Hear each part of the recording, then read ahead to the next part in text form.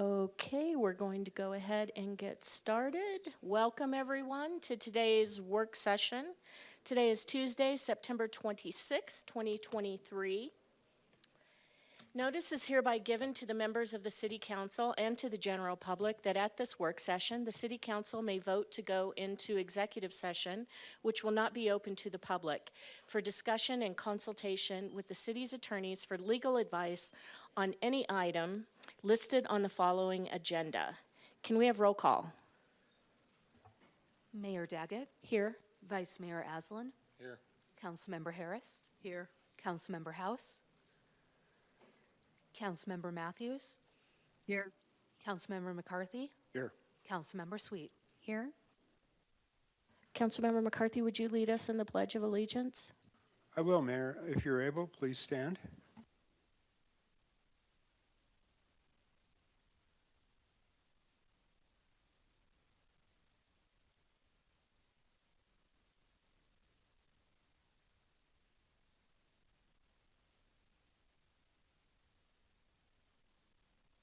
Councilmember Sweet, our mission statement.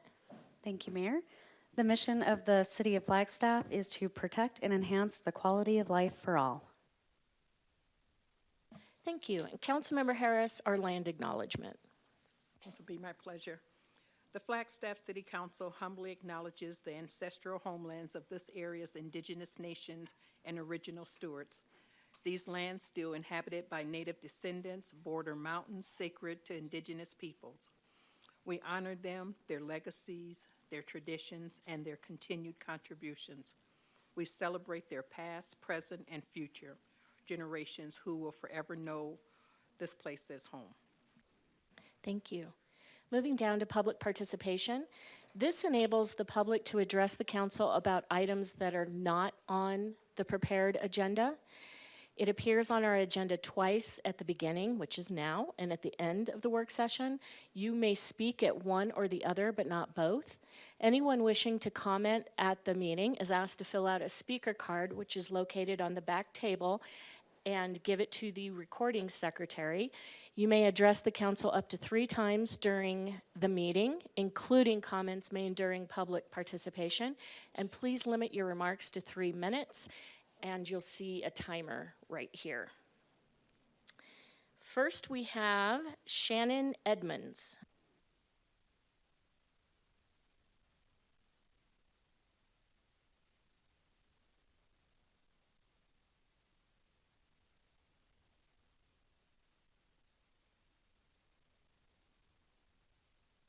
I think that your microphone might not be turned on.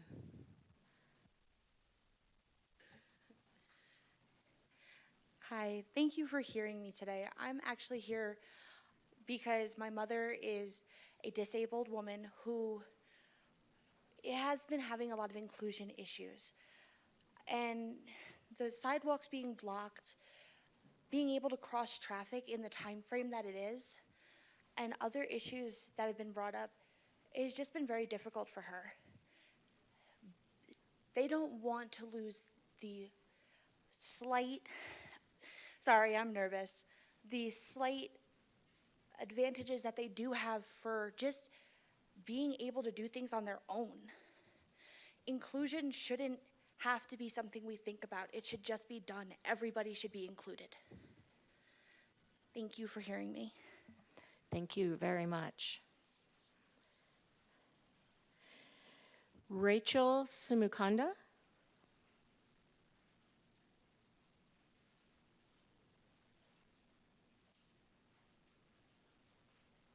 Rachel? Oh.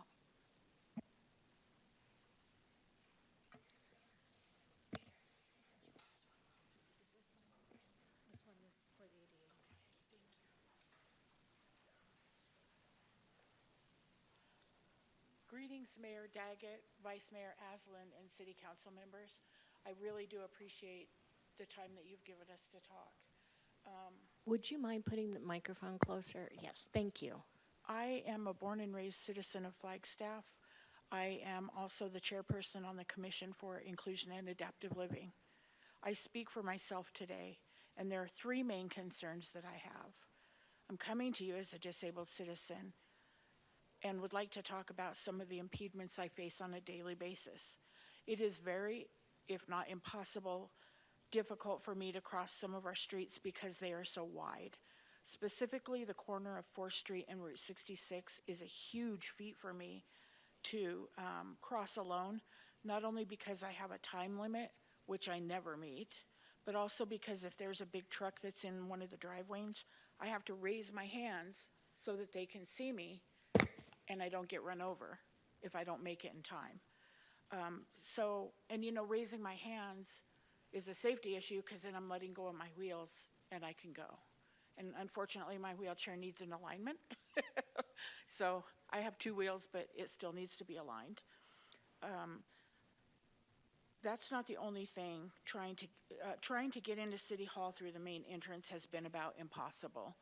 With the commission, we're not back on in-person meetings, but even just coming today, I showed my daughter the front entrance, and the entrance on the south side, it just really, it's hard. If I'm alone, it's really hard to get in there.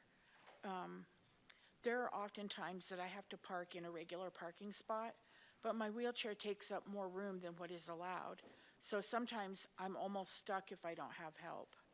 I applaud the city for the width of the sidewalks and the curb ramps, but having to cross 5 lanes of traffic for me right now is extremely frustrating. And there are days where I just kind of give up.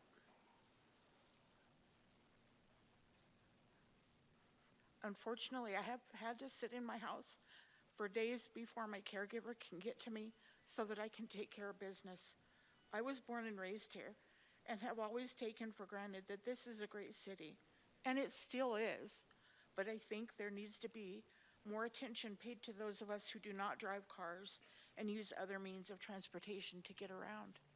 Thank you very much. I do appreciate your time. Thank you, Rachel.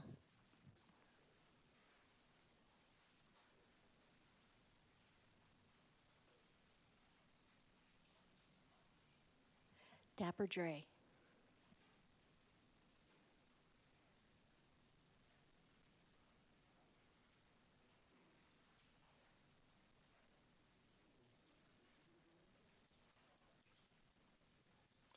Mayor, Vice Mayor, Council, staff, thanks for hearing me. It's another Tuesday.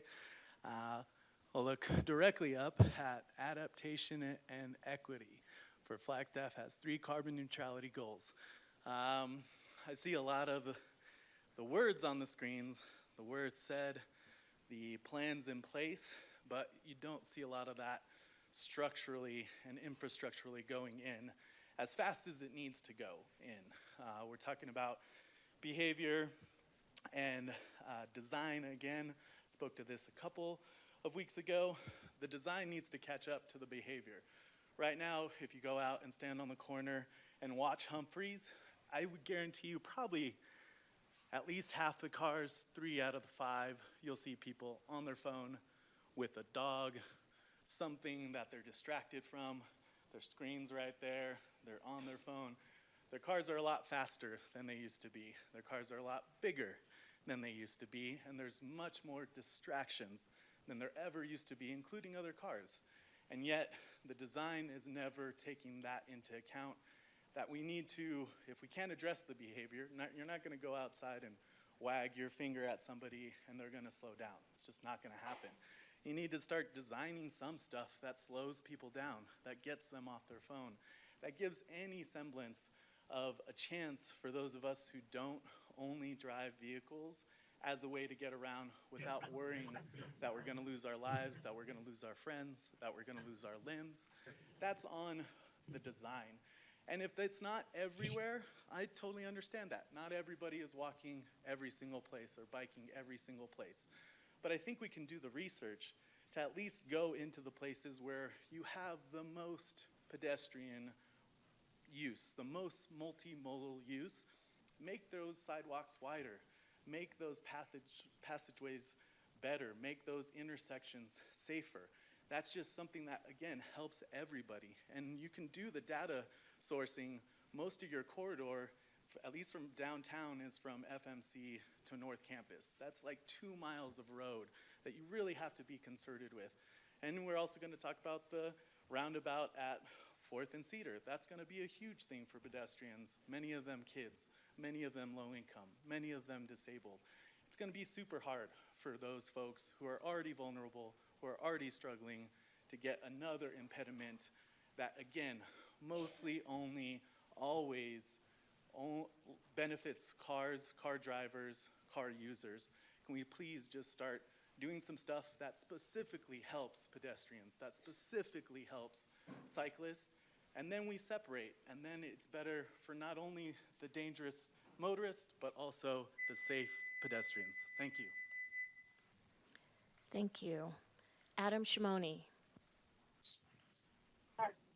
Anytime I hear Shimoni, I laugh. Good evening, Mayor, Vice Mayor, members of council, city leadership, city staff, members of the public. Good to be here with you today. I wanted to start my public comment by talking about perspective. Often, we talk about our own perspective when we make decisions and we think about things that we're wrestling with. And for me, I'm riding from the neighborhood just a few blocks over to here, and I feel comfortable. But I'm riding like a vehicle. I'm doing what they call vehicular cycling.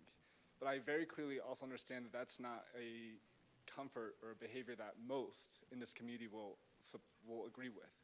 So we have to think about perspective and challenge our own unconscious biases, right? And really try to think through the lens of others. And that's the beauty of the work that you all do as council members.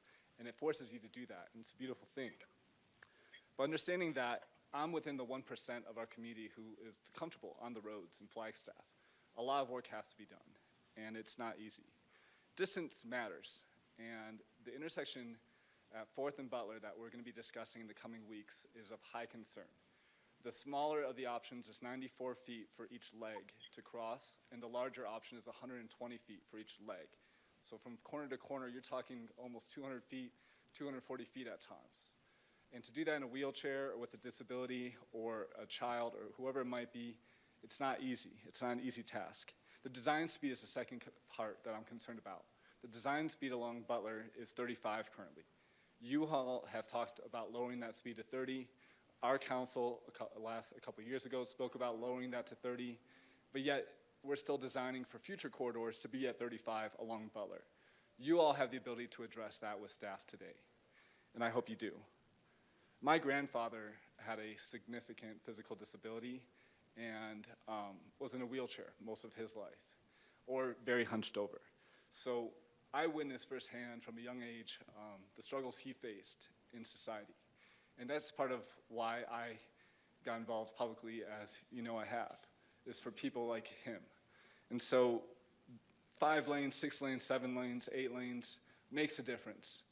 And that difference is important to our community. And I just want to say thank you to Rachel for coming out tonight and being our chair of our Commission on Inclusion and Adaptive Living. Very important service that commission plays, and I hope that they continue to connect with you all here through the dais. Lastly, this comes down to our code. So if our code is driving these decisions that are building these large pieces of infrastructure, we need to change our code or find ways to accept lower levels of service in order to build corridors and projects that serve all of us. And when you serve people 8 to 80, individuals with disabilities, and all of us, you're serving the whole community. So please keep that in mind. Thank you so much. Thank you. Andy Fernandez.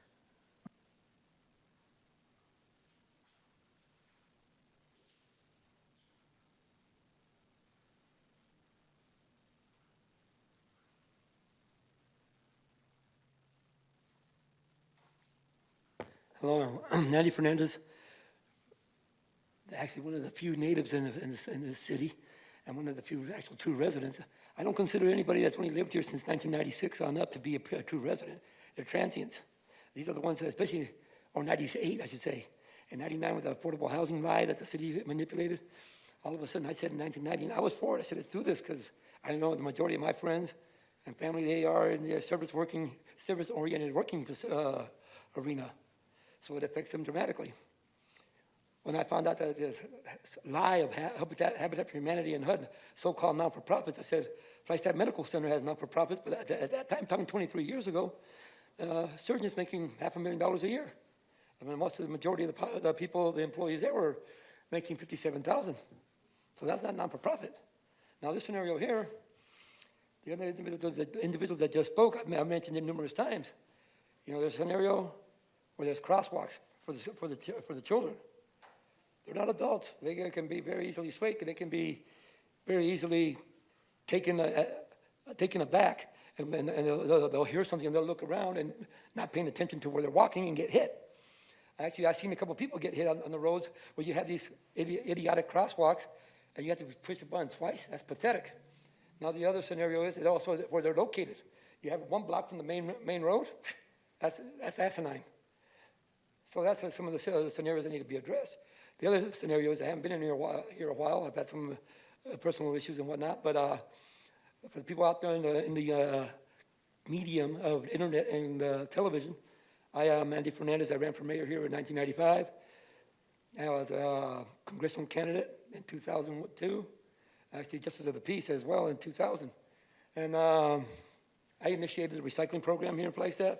I also facilitated the 4th Street overpass, the Sunnyside Improvement District, and several other scenarios.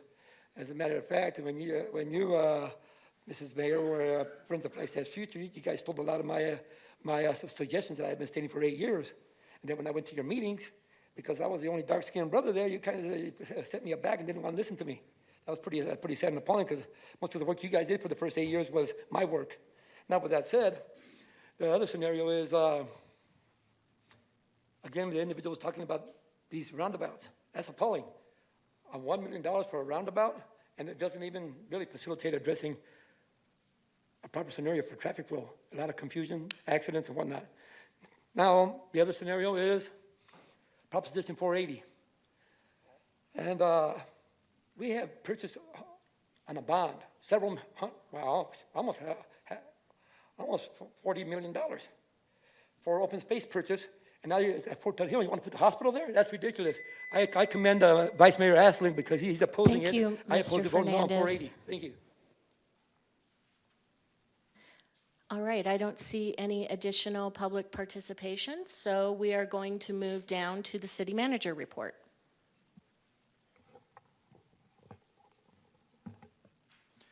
Thank you, Mayor, Council. The report is brief this time, just a few updates and tidbits for you, and I hope you find them of interest. Glad to answer any questions that you may have. A quick reminder of your council retreat on October 12th. Please pencil that on your calendars. Actually, you can ink it on your calendars. That's a firm date. And stay tuned for the agenda and the venue details. Appended to my report this time was the Economic Vitality Monthly Update. And I think Heidi Hansen or one of her team members will be presenting on that virtually. Thanks.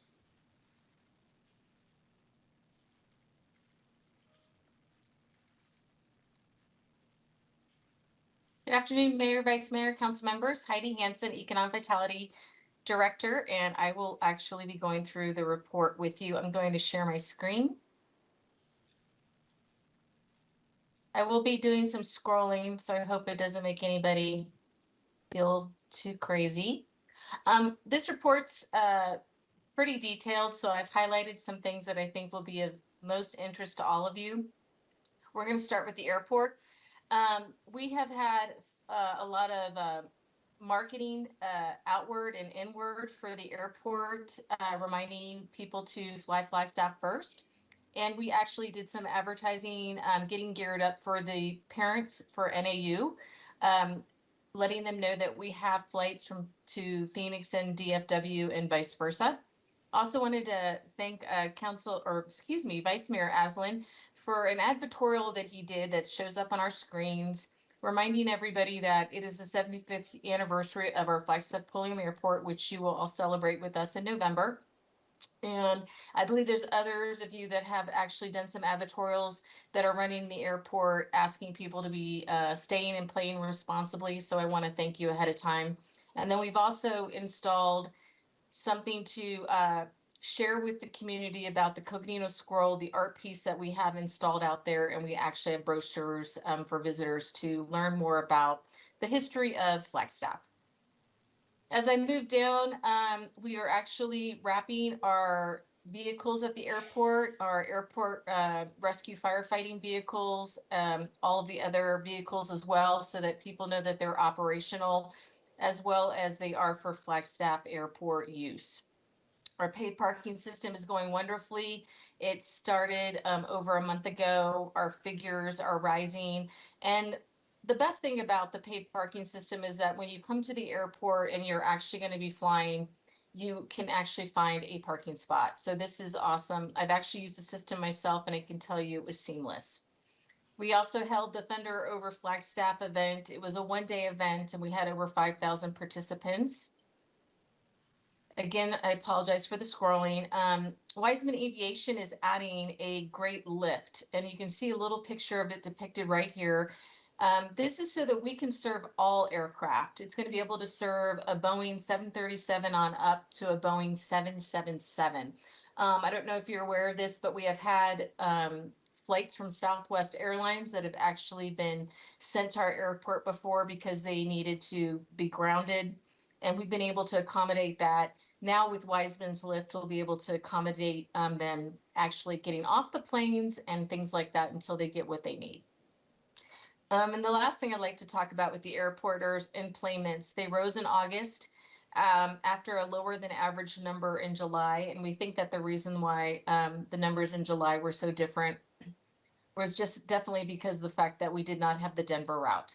I will tell you, and I can't give you too much information, but we have been doing a lot of airline conferences and meetings, and we are getting some interest in the second airline route, a second airline route for the airport. So we hope there'll be more to come in near future. Going into community investment, when we talk about beautification, arts, and science, wanted to let you know our beautification and action grants actually have been going to good use. Here you see a picture of a Heart Box, and basically it's from the owner of Heart Box Gallery. She transformed 2 utility boxes that used to get a lot of graffiti into these beautiful art pieces, as you can see to your right. And then we also had one from the Chocolita mural, and this is a finished artwork that depicts Hopi pottery designs and water gods. The geometric patterns and imagery rendered in teal, black, and white color palette reflect the richness of the Hopi culture. So if you haven't seen any of these, I hope that you'll take a walk and you will look at these up close. Also, we have some changes that are going to be, or modifications made to the airport gateway sign. We're going to have the wooden beams restained, and we're going to have them resanded. We're working again on the Downtown Connection Center art piece. You had a full work session on that already, and you'll have more to come. And then I wanted to talk a little bit about the flower program. They've done a great job, our staff, with the flower program, and the flowers are actually still looking fabulous in downtown. Once they don't look fabulous, we're actually going to be replanting actually small pine trees so that we can actually decorate this for the holidays. So fear not, everything will have something replaced. And then I'm going to move, again, sorry for the scrolling, going to move all the way down into business, or Park Flag actually. First, Park Flag is working on our annual report. We offer our annual report to our stakeholders each year. They also worked on the residential permits since NAU students had come back into play, and we wanted to be able to offer our residents good parking. They also have been doing a lot of the red curb repainting so that people clearly know what is a marked place to where to park in downtown. And I love this picture right here because it does show a little bit about the flower program that I just spoke about and how beautiful they are. As far as community updates, we actually been working on a survey project with community development for Southside neighborhood. And the survey's goal is to evaluate the need for a more comprehensive parking management plan for the Southside neighborhood. So I'll just tell you a little bit about that, and I'm sure that'll be more to come in front of you very soon. And our numbers were up 8% for 2022, and we're seeing a daily average at the kiosk of $3,317. Again, the whole point is to get people to park correctly and to actually come and use the stores and frequent the restaurants and then leave and make room for the next person. As far as business attraction, the Arizona Livers Health, it's a research and medical provider. They have acquired property and they will actually be locating to Flagstaff. And we also have had a significant interest in retail, restaurant, and hospitality sectors that we're answering, which is a little bit above the norm that we normally get. And this is just a friendly reminder that we have several incentives, but one of the incentives that we really, really want people to know about is the Development and Reinvestment Incentive. It offers new businesses a portion of the city construction sales tax back to them to be used for a variety of uses, including employee relocation, training, workforce development, and various public infrastructure improvements. If people have interest in learning more about this incentive or actually any of our incentives, I hope that they'll go to chooseflagstaff.com. Also, the AED Fall Forum, which is the Arizona Association for Economic Development, will be happening in Flagstaff at Little America. If you'd like to know more about economic development, please inquire about this conference. It will be happening the evening of October 25th. It will conclude on October 27th. My staff and I will be attending.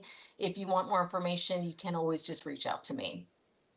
And then moving on to business retention expansion, we, again, talking about incentives, we have several that have basically 6 people have, or businesses have applied for the BRNE incentive. There'll be more to come on that. And then you saw last week our workforce development RSOQ that came before you. Joy-Con, staff has been continuing to work with Joy-Con, which is one of our largest manufacturers. And I know John Saltonstall might be in the room. If not, I know he's virtual. I wanted to do a shout out to John Saltonstall, our business retention expansion manager, because this is taking it above and beyond. He actually wrote a grant to the Arizona Commerce Authority for Joy-Con to help them with the rail spur that they've been using since 2003. And after all that work, and I've read that grant, a great grant, they will be receiving $90,000. So I wanted to thank John Saltonstall for a job well done and for his work to continue to retain these businesses that mean so much to Flagstaff. Moving on to the library, the door count was up 3.78%. It means people are walking through the door and they're using our libraries. And our computer use was up 4.32%, which is a very big deal. Also, I would like for you to join us on Friday from 10 a.m. to 11 a.m. We will be doing a ribbon cutting for the ADA main library entrance that we had all waited so long to have, but it's there, it's done. Jeremy DeGator did an excellent job helping engineer this, and we will be welcoming all of you to it. I believe the mayor will have a few words to say. Greg will be, our city manager will actually have a few things to say, as well as the artists will be on hand, and I believe Councilmember Sweet. We also have a new website at the library. If you haven't seen it, please go to it. The before and after is not only awesome, but needed. And we are happy to be able to navigate that library system even better. We had a game night that has been truly successful at the library, and it happens every Wednesday, the first Wednesday of every month at 5 p.m. So if you're interested in getting together, here are some fabulous pictures of the people that come, and you can tell they're of all ages. And then moving on to youth services, we actually fixed up the teen zone, which I feel is really important. Get our teens doing things that are good after school. We added chairs, couch, rug, pillows, cushions, you name it. And it's a great gathering place. And last but not least, it was library card sign up month. And so if you don't have your library card, don't tell me, just go sign up. And we hope that you will use it at the library. And tourism and visitor services, the last section I'm going to mention, we've had outstanding metrics. Occupancy, average daily rate, and revenue per available room all are in the positive. And as you can see, to have $127.30 as an average daily rate is very successful and continues to keep that BBB. We had 12 printed and 55 digital articles in 1 month for Discover Flagstaff. We had 7 procured stories and 4 media assists. Very, very big. I hope that you will actually look at this because this will tell you a lot more about what was written about us, and it will show you the snapshots about what was talked about with Flagstaff. And again, here's some highlights that you can always go to. Our film is taking off. Thank you, Councilmember Aslan, for your interest in this and all of your interest. But at the Arizona League of Cities, they had an actual panel because it's taking off. It was called Lights, Camera, Cash, Harnessing the Power of Arizona's Film Industry. And Meg Roeder, our film commissioner, was present as well as Arizona. And she's talking about why you can do filming in Flagstaff. And we had 2 permits that were submitted in August. Our website was also up, strongest U.S. interest from the drive market that we've seen in months. The flag leafometer is going to be incredibly popular. If you have people asking you, when can I come up or when's the best time to look at the leaves, just send them to discoverflagstaff.com to look at the leafometer. Our Trails Passport is having major success, 30% increase in Trail Passport signups.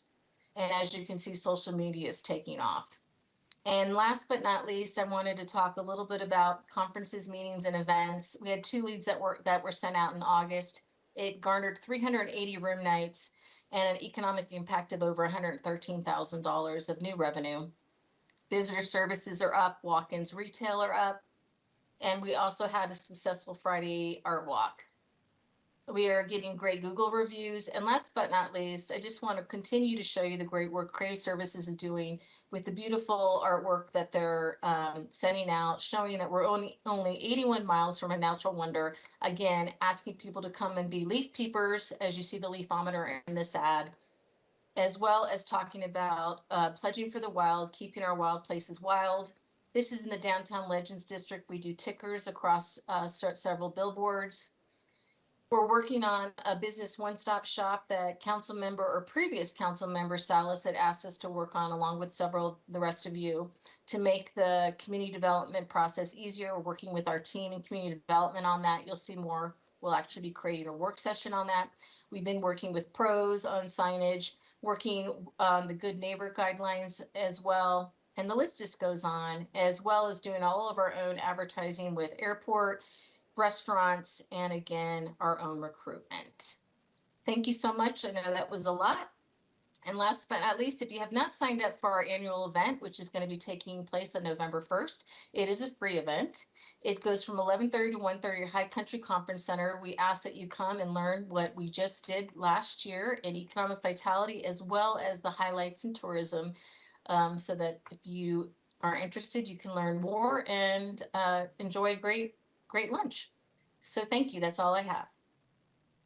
Thank you, Heidi. I actually have a question. Have you and your staff discussed any changes needed to messaging if the federal government shuts down? I mean, in terms of, people wanting to go to the Grand Canyon, national monuments around here? Yes. Mayor, it's an excellent question. And we actually have an itinerary that we offer to visitors that have come into town. The last time the government shut down, I'll give you a great example. We had a group that had come, I believe it was from Japan, and they actually found themselves walking into the visitor center.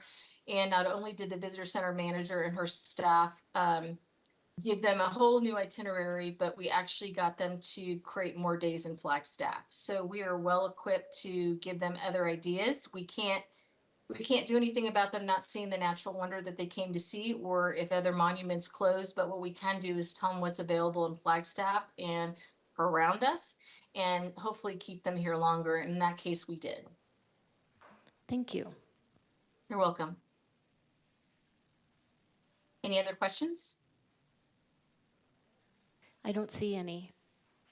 Thank you. And Greg, I went over my 5 minutes because I figured I was the only one. No problem. Have a good night. Thank you, Heidi. Thank you, Mayor and Council. Any questions of me? Great. That concludes the report. Thanks. All right, moving on, review of draft agenda for the October 3rd City Council meeting. Do you have any additions, questions, comments? I don't see any online. None, so we will move down to item 7, discussion on the development of citywide comprehensive cost recovery policy.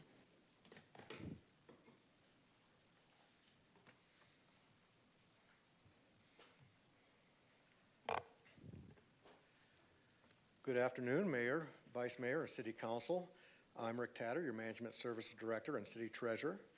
The item before you today is related to a future agenda request item that Council considered and forwarded on, related to a citywide comprehensive cost recovery policy. Earlier this year, I engaged MGT America to help me and help our organization build a policy for Council for consideration. And we've been working with several of our divisions over the last several weeks. We've kicked off the project and we are full steam ahead. MGT has been a partner with the City of Flagstaff for many years. They've worked on user fee studies throughout our organization, as well as they are working on our annual cost allocation plans that we do during the budget process. So they've been a great partner over the years.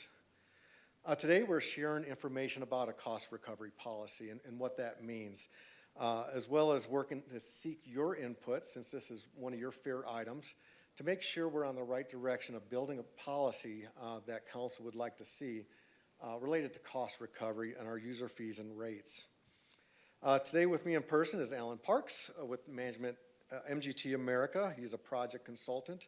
As well as we have a couple people on the line today. We have Lisa Norman, who's a project director, and we have Alex Alley, who is a project manager with MGT America. And they've all been helping us over the last several weeks with our divisions, and we're glad to have them as part of this team. With that, I will turn it over to Alan. Thank you, Rick. Thank you all for allowing us to join today and meet with you. I have a relatively short PowerPoint to go through with you all. There is a spot for the end for questions. However, if you have any questions, comments as we go through, feel free to stop me and we can talk. Lisa and Alex are here to join me as well, so any questions that I can't answer or any things you have to say, they can help, and they're also taking notes as we go. So here's our brief agenda for today. Just to quickly highlight MGT, like Rick has mentioned, we have worked with y'all before in the past. Currently working on the cost allocation plan, which will eventually tie into a user fee study in the future. So you're hitting two things already there. But we are a national firm. We work all across the U.S. We have consultants all across, and we specialize in the public services and public segment. Lisa, Alex, and I are in the management studies part of the practice, so we focus a lot on these cost recovery plans, user fee services, management studies, and then performance audits as well. Our goals for this project is pretty simple. We're here to help you guys set a citywide cost recovery policy. This policy is going to help increase the overall cost recovery for the city, and then it's also going to help develop a schedule for review of your fees. I know that we have some fees that haven't been reviewed since 2007, 2008, so we're going to go ahead and help you guys set a schedule to make sure that we're keeping up to date with all our fees and keeping up with the change in the economics as we go through. And then lastly, of course, we want you guys to adopt this policy. This timeline has changed slightly since what we've provided to you all. So as Rick has said, we've already kicked off this project. We are full steam ahead. We want to thank all the division leaders and other employees that we got a chance to speak with. We scheduled these meetings with short notice, and we were able to meet with everybody within a week. So we really, really do appreciate that and helping that project keep on going through. We are here with the first council meeting. We have moved up the policy first draft review to be given to Rick for the 11th. So I think on you guys, you have the 8th. We're going to move it up to give Rick and then also divisions more chance to review, have their input into this policy. We'll have a second council meeting, hopefully with you guys on November the 7th. At this point, we'll have a pretty fleshed out policy for you all to review and to provide comments, feedback, and continue that process with ultimately this policy being adopted by December 5th. This is a working in progress timeline, but we'd love to stick with this if we can. So why a cost recovery plan? This slide has many reasons. You'll see a lot of the reasons also turn into the benefits of having a cost recovery policy. Financial sustainability and stability for the city is one of the main targets. But with all these being said, there's two that I want to point out specifically for why a cost recovery policy is so beneficial for the city. One, not only is it a best practice by the GFOA for you guys to have a policy such as this established, but also it helps you all identify who is ultimately paying for the services that you provide. It's either going to be through the general fund, through the general taxpayers, or it'll be the customer paying for the services that you all provide, or a combination of the two, and you'll see that as we kind of go through. There are many elements of the cost recovery policy. This is not a full list of everything, but it does hit a lot of the highlights. This initial part, the first bullet here, identifies essentially the need of, are you going to fully recover the cost for the service, or are you going to recover maybe less of that cost, and then setting the rationale for why you wouldn't recover those full costs. So just as a highlight there, when you're looking at not recovering full costs, you're wanting to encourage community engagement. Maybe you're taking into affordability or pricing history into those fees that you're trying to set. And also you may want to regulate demand or drive community engagement. And then the last two bullets here is something we kind of already touched on before, or the last one here is setting that schedule for when the fees should be reviewed. So we're setting that normal cadence for each division as we go through, making sure that they're staying up to date. This pyramid here is something that we've been showing all the divisions as we've been meeting through with everything. It gives a really good visual example of the opportunities on when you should fully cost recover and maybe when you shouldn't. So this top part of the pyramid is your exclusively individual benefit. Think your permitting, your development services, your inspection services. Those are the sort of items that are going to be typically fully paid by the customer, if you will. And then as you work down, you get into your community, your more community-based or services. Think Parks and Rec, or sustainability with their garden. You want to drive community engagement in these sides.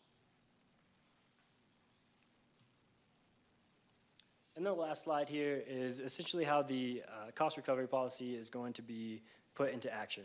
So when we're talking about cost recovery, this first equation here, we're really talking about the full cost of the services. So not only your employees' time, the resources that they have to put in, but also all the divisions' overall budgets, and then also we'll bring into account the indirect cost allocation plan that we perform for you all as well. That all makes up that full cost of service. And then from there, you'll take the full cost of service, you'll multiply it by either 100%, maybe 20%, 50%, something pulled from the table or the pyramid here, and that's how you'll come up with your user fee or your rate or what you'll end up charging the citizens. So with that, like I said, it's a quick PowerPoint, just a brief discussion, but feel free to ask any questions or anything for y'all. Thank you very much. Council, questions, comments?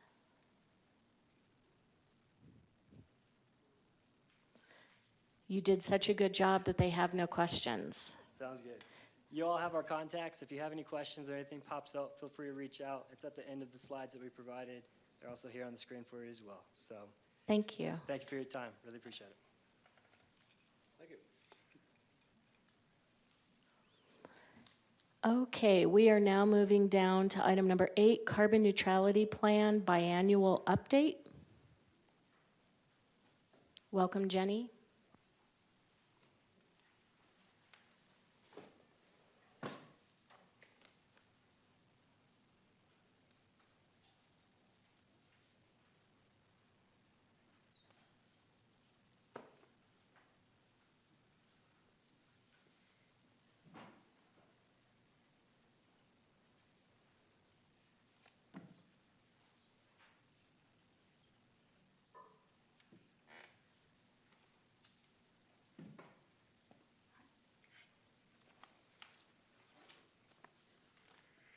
Good afternoon, Mayor and Council. Thanks for your patience while we got set up. You all were fast. My name's Jenny Neiman. I am your Climate Action Section Director, and thanks for making the time tonight. I'll be joined by a couple other staff members today. 2 quick updates. We have added a flyer onto your desks at the dais. And I'll be able to send it to the council members that are remote. This flyer was actually in response to y'all's feedback about how we could do a better job at explaining the carbon neutrality plan. The carbon neutrality plan is a really complex document, and so we're working little by little to get a little bit better at explaining how it can best work. We will be adding to this, so you'll see us start to build on those pages that talk through the different topics, and we'll be providing a couple more sort of areas where we can support you all as well as community members with talking about the carbon neutrality plan. The second quick note is that I have added a couple minor adjustments to the slides as well as one slide at the end today, so just in case things look a little bit different from your packet. Our conversation today has 3 elements. The first is really foundations of climate action. This is for ourselves as well as community members here that are here, really just to refresh us on how our work relates to the carbon neutrality plan and the goals that we have set. We'll then do an action update on implementation, how it's going, and then we'll talk about what's next. I am truly proud to be here representing our climate team. That roster has changed a bit since we were last here. As many of you know, we work heavily with AmeriCorps Vistas. These are volunteers that do a 1-year full-time term in our office. We're incredibly grateful for your further support. New since we talked to you last in January, we have Bella Bowman and Christian Hernandez that have joined our team. And Gracie Reckemer moved from our Youth Climate Leadership Vista to our Climate Vulnerability and Resilience Vista. So we're just truly appreciative for all of these vistas and Gracie, who signed up for yet another volunteer year with us. Also, since we last talked, Danae Pressler joined our team, actually from Avondale, Arizona. Danae couldn't be here tonight because she is traveling on our behalf. And then Genevieve Pear3 joined us as our resilience analyst. This is our new, position since the carbon neutrality plan was adopted to allow us to focus more on resilience as well as some of our collaborations across divisions. Again, I'm going to talk quickly about the foundations of climate action. I find it helpful to return to our goals and principles often. So I know you all have seen these before. These are our 3 climate goals. I've added some examples here so you can kind of see how these goals actually show up in our community, how we do things like reducing emissions or prioritizing equity.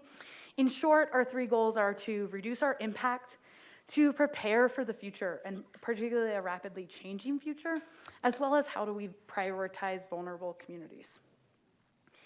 We have our target areas.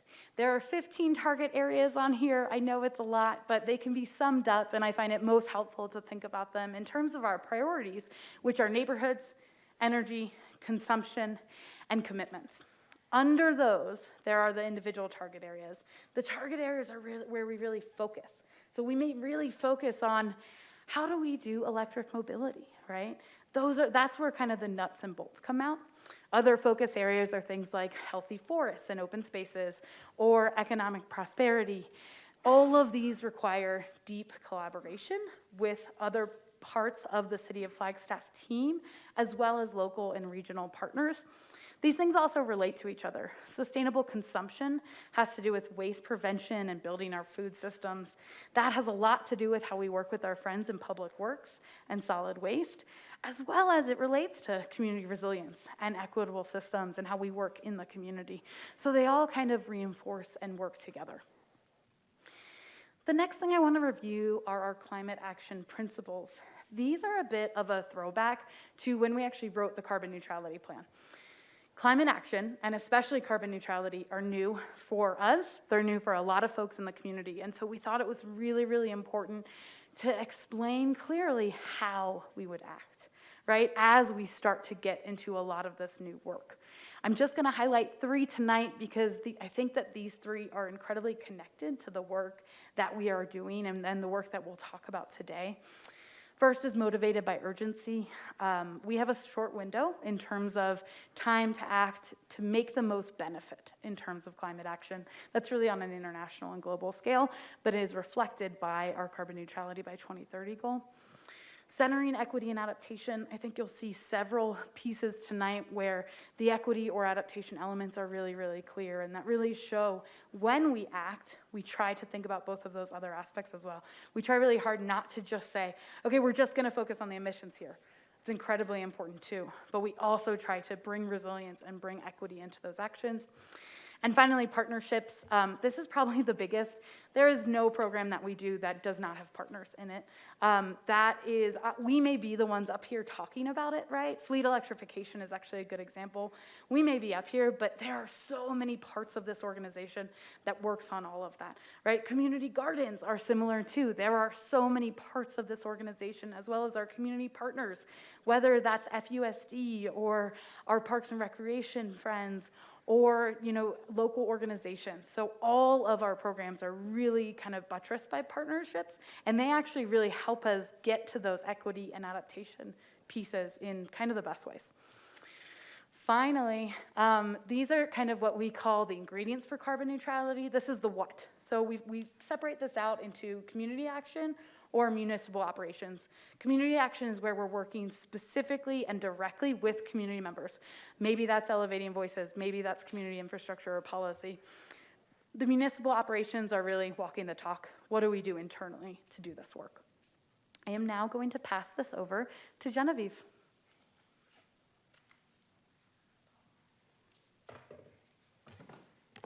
Good afternoon, Mayor and Council. Genevieve Pear, 3 Resilience Analyst with the Flagstaff Sustainability Office. So I will be discussing some of the aspects of community action that Jenny just mentioned. So I'll first talk about policy development. So before I get into the details too much, I also just want to point out that these are highlights. There's a lot more that we're working on in the Sustainability Office as well as with other city divisions. But if we talked about everything, we'd be here for a very, very long time. So just want to state that right now. So for the policy development, the 3 areas that I'm highlighting tonight are transportation, zoning, and building codes, as well as resilience and equity. So the goal here is to match city policies and codes to the stated goals of the carbon neutrality plan. So these 3 focus areas address several strategies in the carbon neutrality plan, including decreased dependence on cars, equitable systems, community resilience, and fuel switching. So I'll talk about them briefly. So transportation, we have Big Shift transportation policy development and the Active Transportation Master Plan Review of Engineering Standards. That is a collaboration with engineering as well as other divisions. So all of these programs involve collaborations with other city divisions. So another one is the Land Availability and Suitability Study and the Code Analysis Project. So that's a project headed up by planning, but with sustainability, housing, and engineering as partners. So again, the implementation of the carbon neutrality plan involves all of the city divisions. Another example of a collaboration is the Resilient Southwest Building Code Collaborative. So that's to improve building codes across Arizona. And that involves the Building Safety Department or section here at the City of Flagstaff, as well as the City of Tucson. And then one last policy development I'd like to highlight is the catastrophic leave policy. So that's the catastrophic fire and post-fire flooding leave policy. So it's relatively new. It has been approved and in effect, and it provides employees who are personally impacted by catastrophic fires, post-fire flooding, or other post-fire threats with paid time off to protect their family, property, and pets. So that is in place if we are in the unfortunate circumstance that we need that moving forward. Moving on, so community infrastructure, that's another component of the community action portion of the carbon neutrality plan. So I'm highlighting 2 programs in this slide. And really the overarching goal of this component of this part of work is to build community infrastructure to support the community's needs in a changing world. So again, this involves collaboration with lots of other city divisions. So the first program is Community of Flagstaff EV charging stations. So 18 charging stations have been installed for community and fleet use. We do have some preliminary data on that. The Sustainability Office will be talking about this in more detail on November 14th. We know this is a topic of interest for council, but just to let you know, here's a little preview of what we'll be talking about in the future. Another component is community recycling. So do you want to do a collections team for renewing recycling services quickly after they were interrupted in the spring. But our community recycling system is changing, so sustainability and solid waste are working on this together, and the Flagstaff Recycles campaign has engaged over 16,000 households through direct community engagement. So staff will talk about this more on October 10th, but just what that means, that includes tabling at Flagstaff Community Market as well as community buildings, recycling bin checks, Calf Country radio ads, Mountain Line bus ads, and social media posts and paid ads. And this addresses a couple different carbon neutrality plan strategies, which is electrification and sustainable consumption.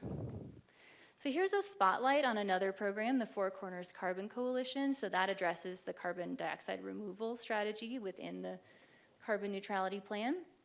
This is a public-private partnership to assist with market transition. So this project is retrofitting Blocklight's Flagstaff masonry plant to store carbon in concrete. So this will reduce the concrete's carbon footprint by 50 to 100%, as well as avoid up to 3,000 tons of emissions per year.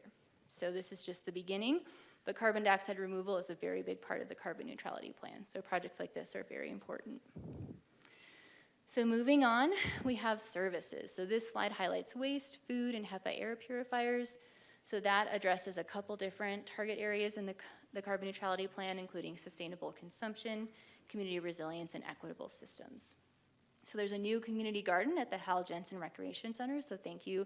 Again, another collaboration with PROS. So thank you to PROS for your help with that.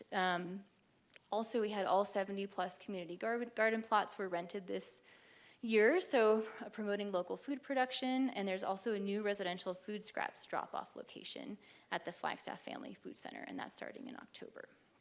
Moving on to the HEPA filters, the HEPA air purifiers. So we are in the 4th round of grant-funded air purifier distribution. This is for vulnerable households.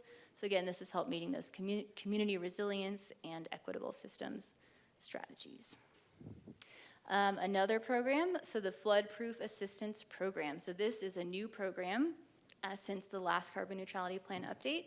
It helps residents protect their homes from flooding, and it provides up to $2,500 per household to purchase flood-proofing materials. All residents are eligible, but funds are prioritized for those who have experienced flooding or have the greatest need. Round 2 will open in October.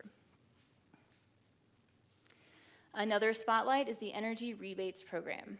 So that focuses on a lot of carbon neutrality plan target areas, including electric mobility, equitable systems, fuel switching, and reduced building energy. So these have been in place for a little bit, but they are being updated. So last year, community members received $100,000 in funding for energy rebates. So this is energy efficiency as well as home electrification. So basically, the goal here is to assist folks who already want to do electrification or weatherization, so those rebates are provided to those people who want to make that happen. And this directly benefits Flagstaff residents. And I will note that larger rebates are provided for lower income households. So I mentioned some updates. We have an enhanced wood stove rebate that's coming, so that's for people who have a wood stove who want to upgrade to a more efficient model. Also e-bike rebates for low and middle income households, and an improved process for electric panel upgrades to support solar systems. All right, and one last slide in my part of the presentation. So Solar United Neighbors, or SUN. So this is a co-op, and it is launching October 2nd, 2023. So this is really cool. It basically allows residents to come together and bulk purchase rooftop solar. So they get a lower price. Ideally, we get more solar on more rooftops in Flagstaff than if someone approached a solar company by themselves. So installations are projected to begin in early 2024. And just looking at the past 2 rounds of Solar United Neighbors, almost 120 people from Flagstaff installed solar through this solar co-op, and almost 13,000 tons of carbon dioxide were offset. All right, so that's all I have for my portion. Jenna Ortega is here to talk about capacity building. Thank you. Thank you, Genevieve.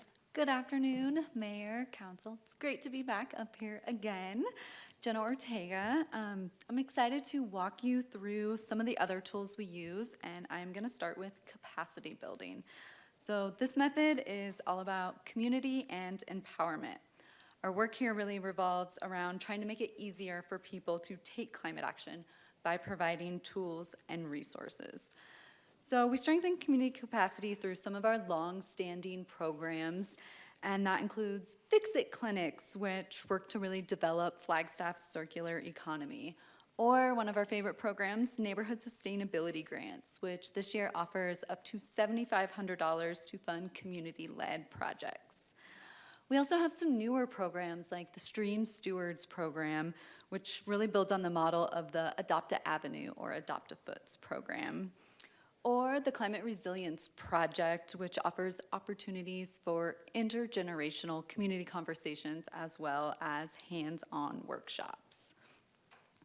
A really wonderful program to highlight here is the Flagstaff Youth Climate Summit. So last April, around 100 students gathered for a full day long event.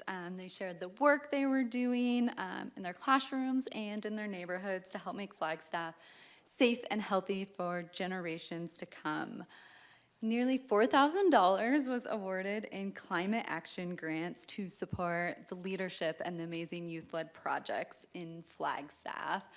A few really cool ones, they were all great, but some students at Flagstaff High, their Native American club, is working on a Hopi House and Cultural Center to celebrate the aspects of Hopi culture that speak to sustainability.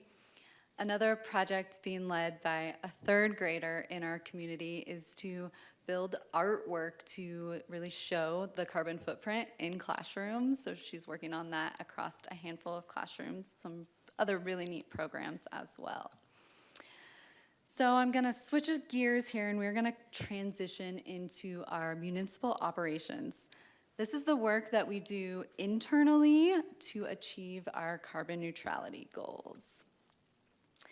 The first way we do this is through data.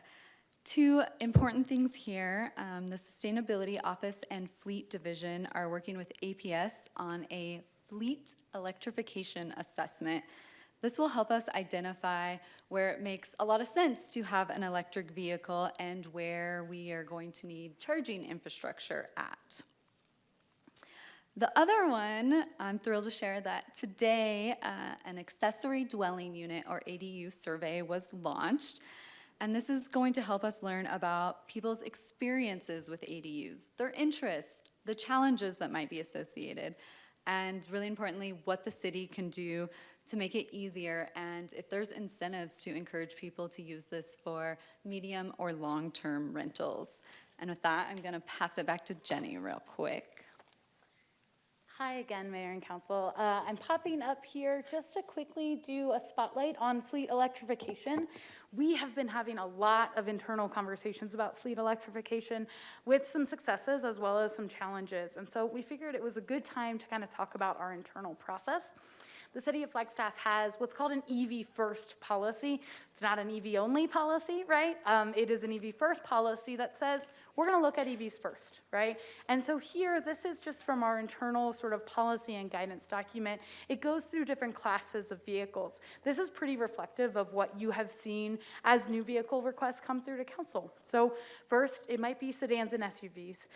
We have a policy, and this is actually in the carbon neutrality plan, that sedans and SUVs will be electric vehicles. There's an asterisk there because we allow for exceptions, or the policy, allows for exceptions. Exceptions are made on a case-by-case basis, and so what happens is we kind of talk about it where the staff people say, this isn't going to work as an electric vehicle, or what we're seeing more and more is we can't find one. In which case, that's okay, and you all have seen a number of sort of those exceptions come through lately. We also have policies for the other classes of our electric vehicles. So that's something like a pickup truck, which would be a light-duty vehicle, or medium and heavy-duty vehicle. So maybe a fire truck, maybe a bulldozer. These we know that the EV market isn't there yet, right? They are not readily accessible.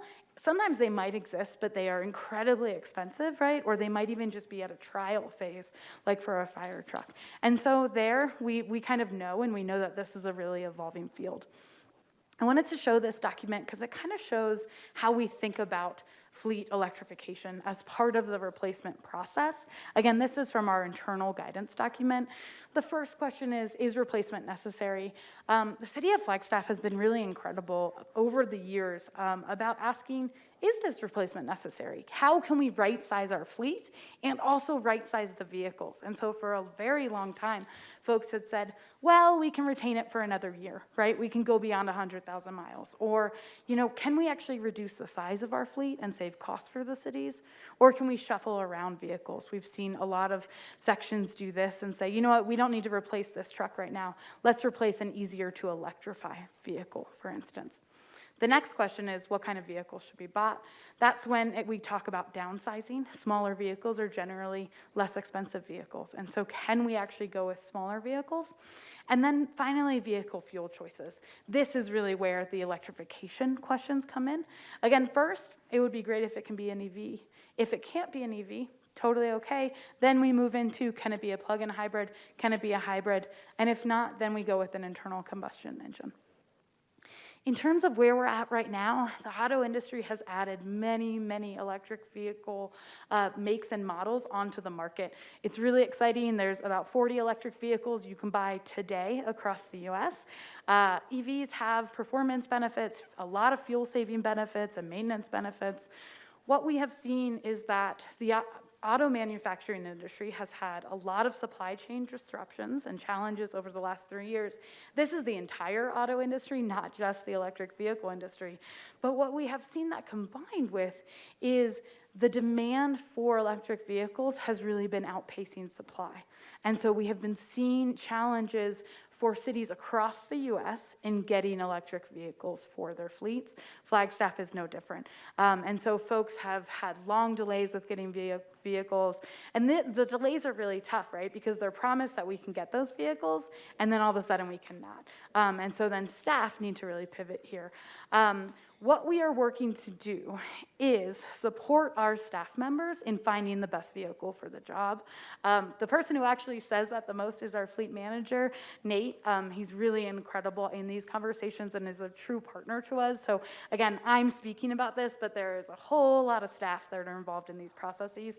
But we work really closely with the fleet services team to try to support our team members in getting them the vehicle that they need, whether that's electric or not. So I hope that helps in terms of just a little bit of a spotlight on kind of the internal workings of how these vehicles end up coming to y'all. Hand it back to Jenna. Thanks, Jenny. All right, so moving on here, our next method is municipal carbon neutrality, and this is really about us walking the talk, if you will. It's how we are taking action internally at the municipal level in the buildings we work in, how we get around, and what we buy in order to achieve our community's carbon neutrality goals. So I'm proud to say that we have been working with our friends in procurement to align the city's procurement policy with our climate goals. We have also added 7 e-bikes and 2 scooters to our fleet so that we can move around quickly and safely. I think the smiles in this picture show we have some excitement for this new program amongst our colleagues. The Energy Conservation and Water Conservation Project will improve both energy and water conservation across 44 city facilities reducing our emissions and leading to approximately $305,000 in utility savings annually.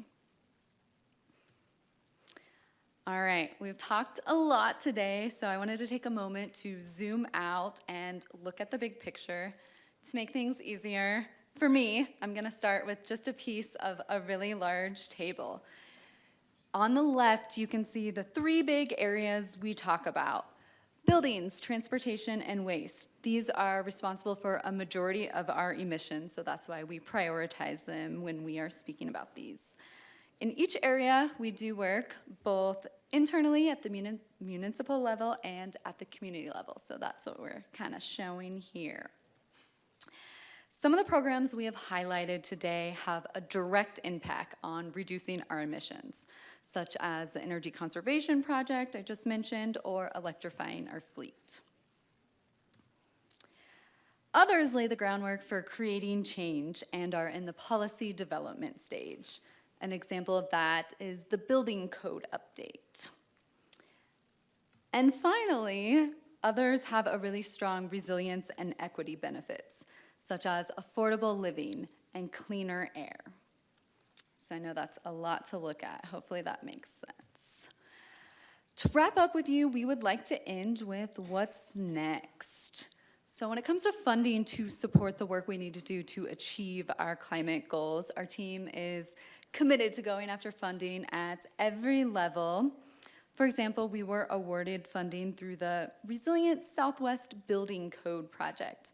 This is part of a collaborative effort with cities across Arizona and New Mexico to improve our building codes. In addition to our awarded and submitted applications, we are working on several more applications. An application that's in the development phase is the Solar for All through the Governor's Office of Resilience, and this is to increase solar installations across the entire state. And what's not mentioned here is that we have several ongoing projects that have already received funding. For instance, our office was awarded $184,000 through the U.S. Department of Agriculture through their Innovative Production Program to carry out data collection, community engagement, and policy change around food access in Flagstaff. And I will pass it back. Thank you so much, Jenna. Council, I wanted to close by just looking forward a little bit. We have a number of upcoming presentations, many of which we are doing with our internal partners. The first is the Moving the Needle presentation. This is with sustainability, community development, and engineering, among others. That will be November 14th. That same day, community development will lead a presentation on a wide-spanning project on our land availability assessment and our code analysis project. And then finally, we'll talk about EV charging stations. I know we previewed a little bit of data before, and we wanted to have a focused conversation on that, not to put it all within here, but to give council time to dig into the data, to really look at different options for how we should treat these EV charging stations going forward, and how should we think about public access to them. In December, we will be here with our NIU partners, a graduate class has been working on a project to map equity across Flagstaff. We're really excited about this. In January, we'll be here to talk about fleet electrification and an assessment that we currently have going on with APS. And then in February, we'll be here for our next biannual update. And during that, we're really gonna focus on the data. We're gonna talk about, all right, all of these things that we are doing, how is that actually reducing emissions? And I'll talk about that in my next slide. Really quickly before we close, September 30th, so in 4 days, is the closing of our Neighborhood Sustainability Grant application period. This is probably my favorite thing we do, and I don't even touch it, but we essentially provide funding into the community for community-led climate and resilience projects, right? It means that the city is actually putting the power into the hands of the people to build resilience in their own neighborhoods, right? And through their community groups or their schools or et cetera. So please tell everyone you know to apply by September 30th. On October 2nd, our Solar United Neighbors Northern Arizona Co-op will launch. This helps essentially neighbors to get together to do a sort of collective buying of solar. We partner with Coconino County and Sedona on it. So again, it's just a program that we're thrilled about. That will launch for signups on October 2nd. I just wanted to bring back our old carbon neutrality plan wedge. This was sort of a feature of a lot of our conversations 2 years ago, and we'll come back to this in February when we present. Basically, this kind of shows how we will make progress, how we will reduce emissions across our community. And so when we're back here in February, we'll really dig into, waste has a lot to do with reducing emissions from organic waste. So compost collection really gets at that first top wedge there. Vehicle miles traveled, you'll hear more about that and about how we think about, our roadways, right? And how we think about encouraging active transportation. Electric vehicles, that's our charging stations, right? So what we will do in February is we will take a lot of time to really just dig through the data and talk about how we're kind of inching down this wedge to meet our goals. So that is it. I just want to end with some gratitude as well as an invitation. We are truly grateful for the leadership and support of our elected officials as well as our community members who bring us the tough questions, who engage their neighbors, who bring creative ideas into climate action. We all are part of climate action. We will only reach our goals through a broad base of support and of action. And so I'm just thankful. And we want to end with an invitation for your ideas or your feedback. Whether that's here or later, we want to encourage community members to get in touch with us, to check out our sort of Action Ideas webpage, to apply for a neighborhood sustainability grant. Thank you so much, Mayor and Council, for taking the time for this update, and we'd be happy to answer any questions. Thank you. Council, questions, comments? Councilmember McCarthy? Thank you, Mayor. I see in your so-called wedge Yes. that removal of, that's the blue part on the bottom. Removal of carbon dioxide is a big deal, but we haven't really heard anything about, how you're going to do that, what your plans are. So maybe in the future you can bring that to us. That would be very interesting. Of course, absolutely. We would be happy to, and maybe in February we can really focus on that. The Four Corners Carbon Coalition is working on, I think Genevieve maybe mentioned, we have a project in Flagstaff that will be removing carbon dioxide and putting it into concrete. But this is a very new field, and you are right, we're going to need a whole lot more of it. Of course. Vice Mayor and then Councilmember Harris. Thank you, Jenny and Jenna, and all the other non-Gens in the sustainability team. A lot of hard work goes into all this. Really appreciate all that you do. We have a citizen petition coming before us in the middle of October, I believe, that deals with drought, wildfire, flooding, and wildfire prevention.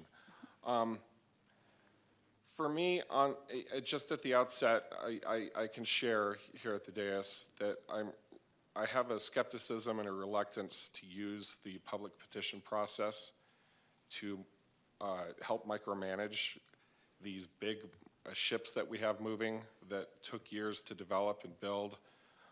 But there's definitely a place for public input in shaping and flexing what we do, why we do it, and how we do it. I'm wondering if you're willing or able at this time, or maybe there's a better time that you guys are thinking, I don't know, to sort of preview your thinking as an office around the citizen petition that's coming before us that was spoken about extensively last week.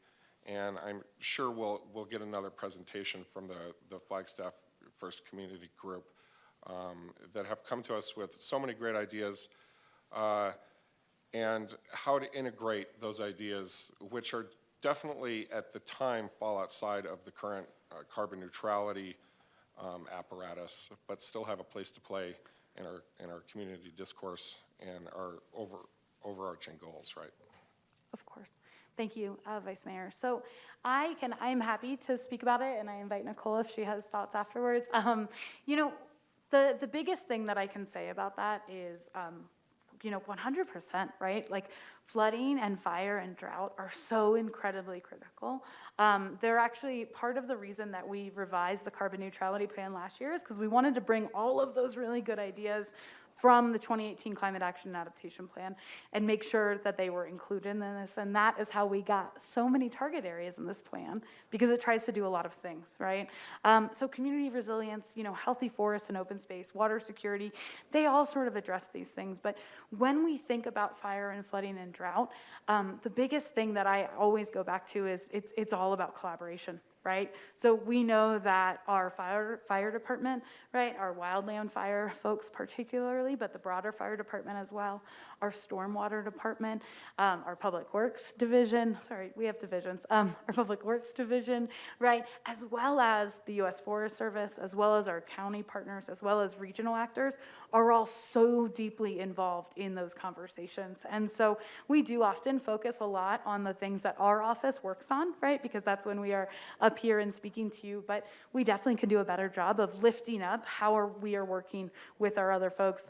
We had a really incredible meeting 2 weeks ago with our friends in Wildland Fire about how do we have sort of a community, we were calling it a community burn event, but a prescribed burn that we invite community members to, right? So that they can see some of the aspects of forest management and forest health and be opening that door. So we do so much collaboration there. And I couldn't agree more that, you know, being responsive to the demands of extreme weather events, of the changing climate is so incredibly important. And that's why preparedness and resilience are one of the 3 goals of this plan.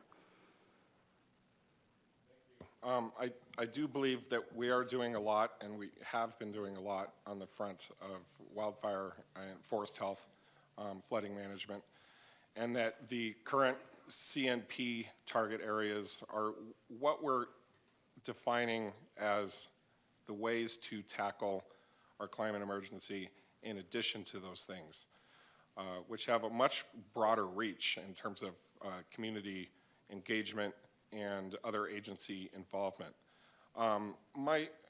Nicole, I didn't realize you were going to get up and add to this, so why don't you go ahead and say what you'd like to add to that, and then, Mayor, I have an unrelated question before we move on.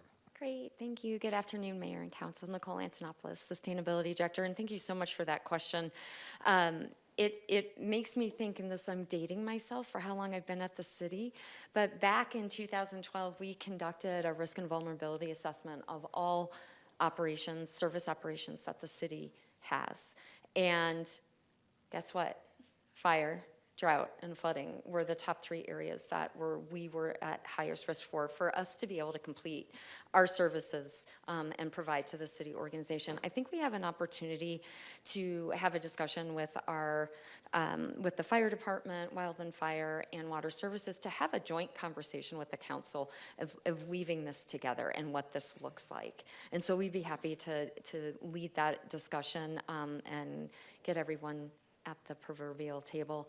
Because I think what this is hitting, and I hope that this evening or this afternoon's presentation really highlights, and it goes back to that ingredient slide. I think it's perhaps, well, somewhere over there.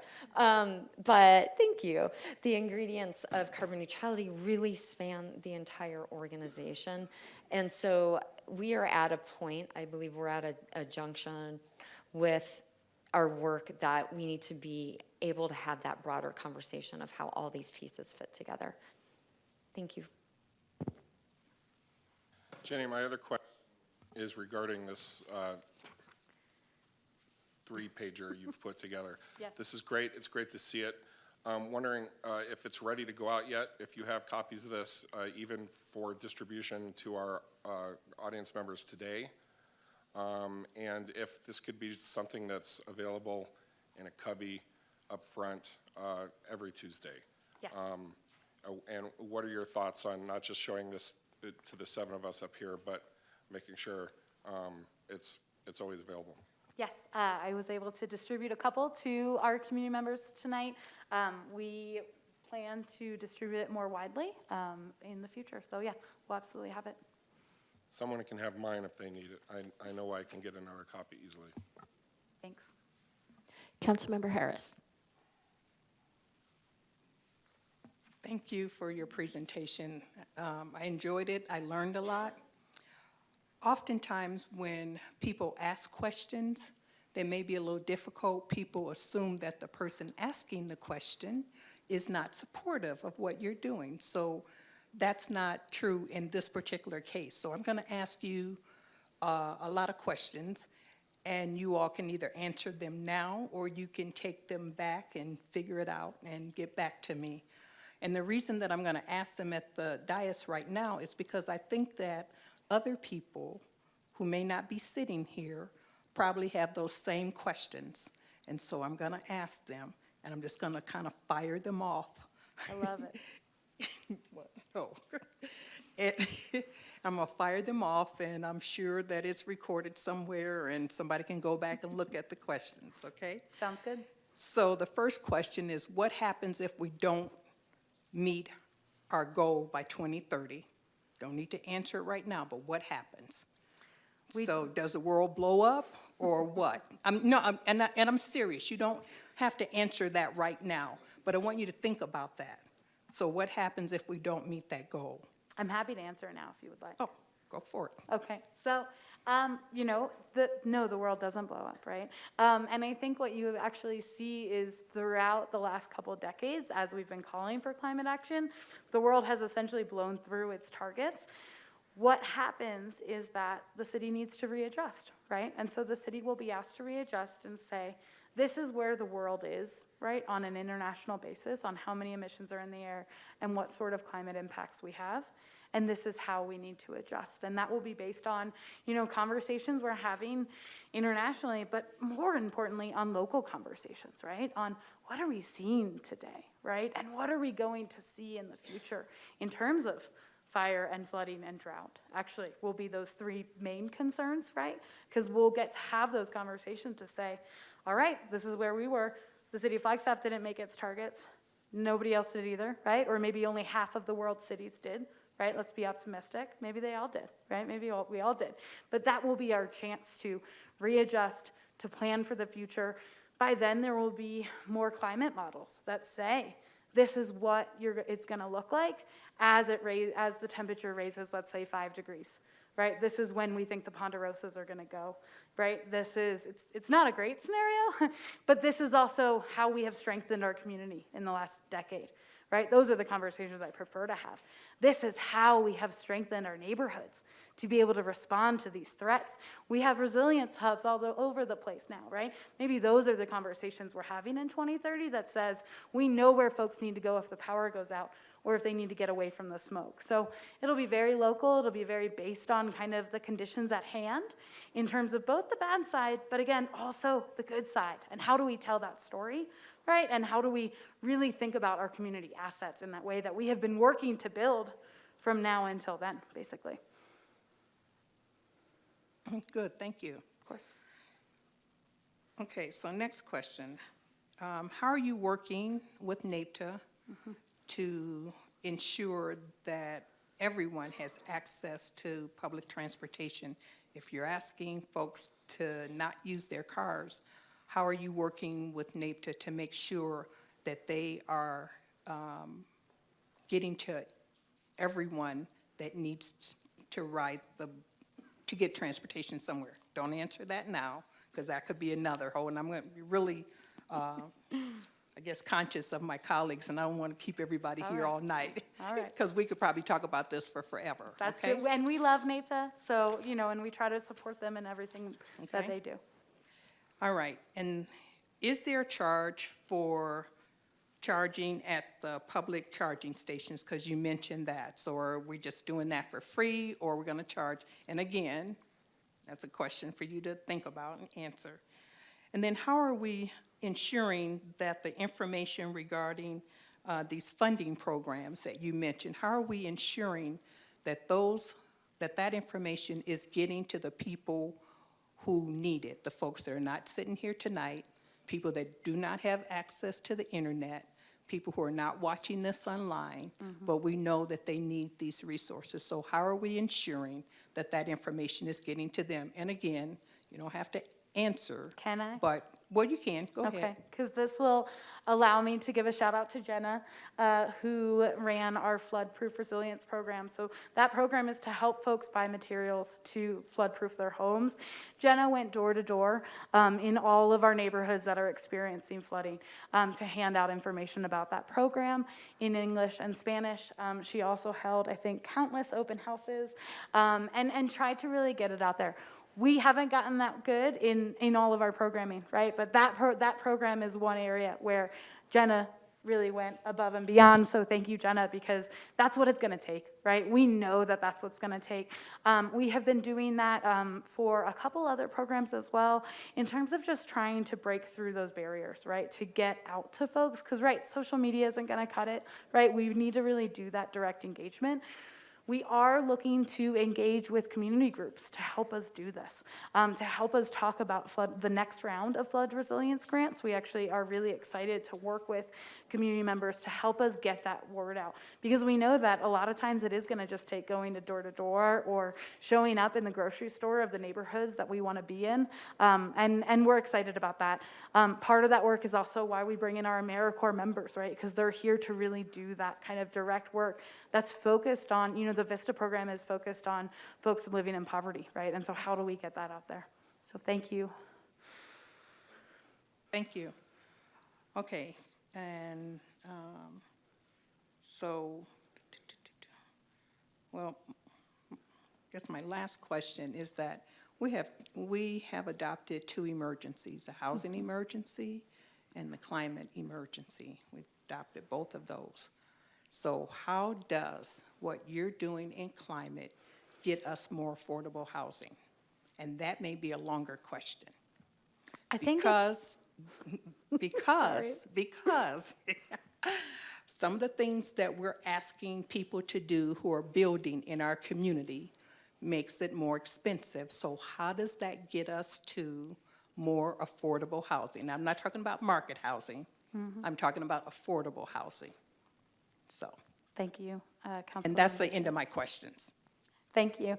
I'm happy to start, and I actually think it probably makes sense for us to have a much longer conversation about it because it's something that comes up a lot. We also love our friends in housing. We had a really cool climate resilience event this summer, actually, where housing came in and talked about this and talked about how housing and sustainability's goals are so aligned and so together. To your question about, increased costs from housing, that we acknowledge is a completely real concern. What we want to help kind of the market to think about, as well as figure out how we can incentivize, is that, sustainable housing is actually cheaper over the long term, right? But it might not necessarily be cheaper up front. And so how do we think about lowering those costs up front through incentives, right? To help actually bring down those costs so that then folks, when they have a more efficient house and they have lower utility bills, that they didn't have an upfront barrier to get into that house in the beginning, right? We also work a lot on density, right? And neighborhoods that, are kind of complete neighborhoods. And adding more housing in Flagstaff is a goal that housing and sustainability we could go on all day about how that's good for all of us, right? And how increased density will house more folks in town and also be incredibly good for for both of our goals.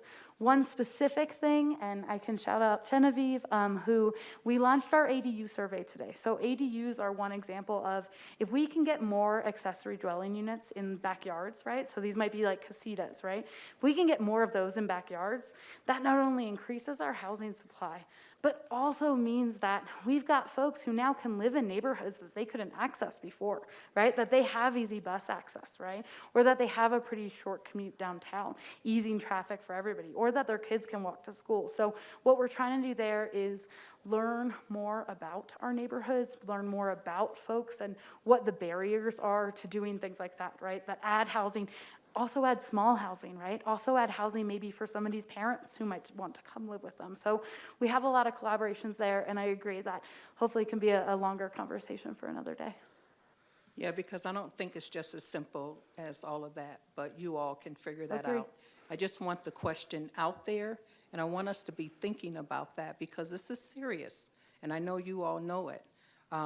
But we have to ask the tough, hard questions so that we can meet our goals. And if we're not asking those tough and hard questions, then we're not serious about this.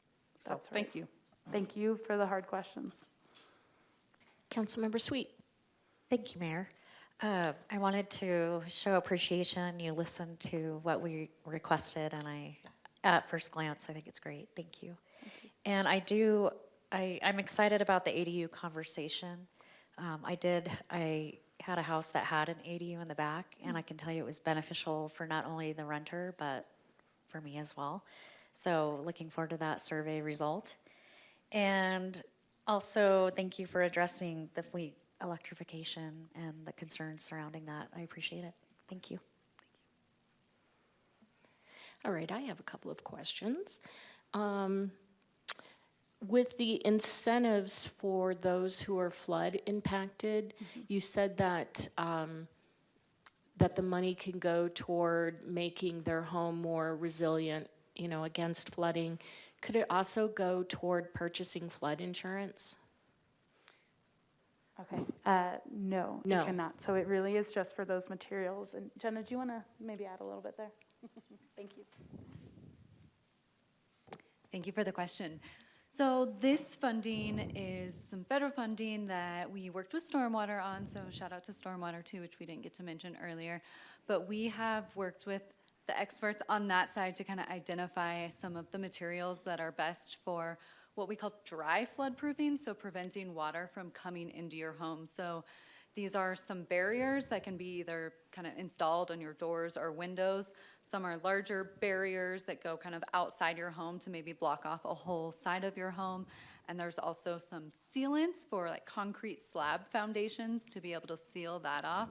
So this money is not for insurance, but we did, as part of the grant application, it was optional, but I asked a handful of questions of what can we do better in the future? What are your biggest needs, with a list of them, as well as a bunch of space to write in. So we are excited to get that data and go after funding forever until we can try to make sure that everyone in our community and their homes are safe from flooding. So Thank you. yes, thank I you. know many of us during the flooding and after the flooding heard from residents who wanted to purchase flood insurance, but it's just cost prohibitive and they weren't able to.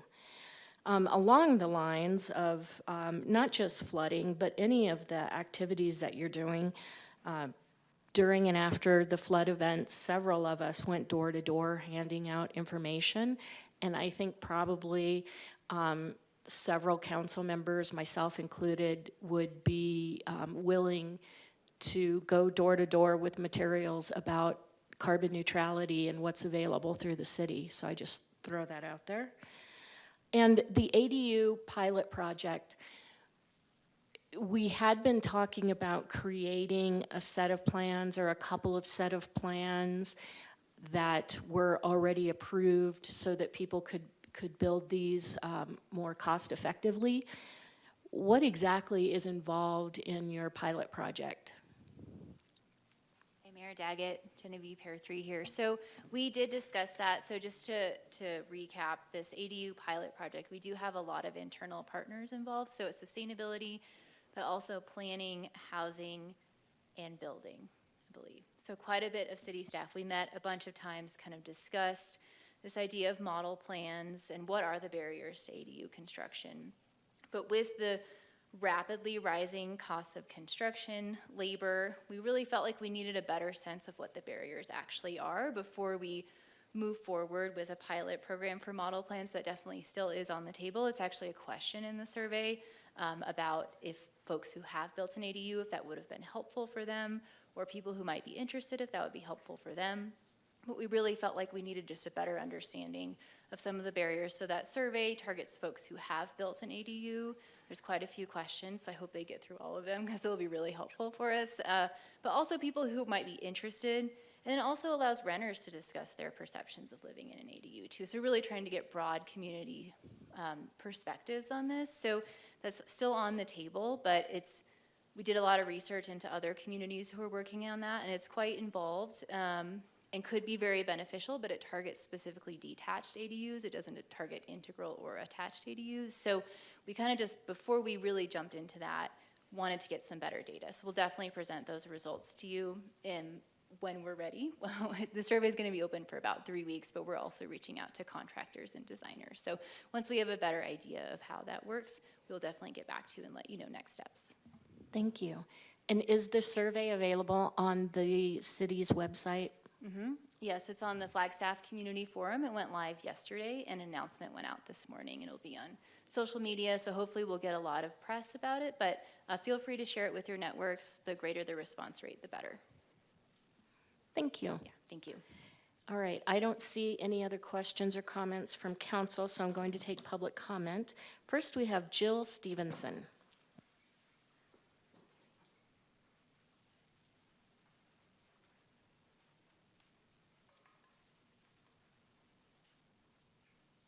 Greetings, Mayor, Vice Mayor, and council members. My name is Jill Stevenson. It is encouraging that your sustainability office has had a place on today's agenda. We very much appreciate hearing from them. They did an excellent job. But it seems like it was a major mistake that these folks were not invited to attend council meetings during the NAH development proposal discussions and resulting decision to approve rezoning. And I wonder why that was, that they were not very much involved. We're in the midst of a climate crisis.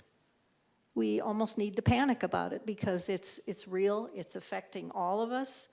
We need to do whatever we can to mitigate the effects of this worsening climate. Weather extremes, worldwide devastating impact on most forms of life, especially those most vulnerable. Numerous species headed towards extinction, world suffering, and loss of life. These climate-driven effects are steadily and rapidly worsening. Just because we don't see a lot of them here doesn't mean they aren't happening and aren't going to affect us. You as council members have power in dealing with local issues. Thank you for taking some positive action towards making bicycling and other modes of transportation safer. The more people using pedal and foot power and electric-powered alternatives, the less greenhouse gases emitted into the air that we breathe. Please remember your stated goal of carbon neutrality by 2030 in every decision that you make. Please do what is right for the health and well-being of Flagstaff residents. Thank you. Thank you. Dee Hoagland.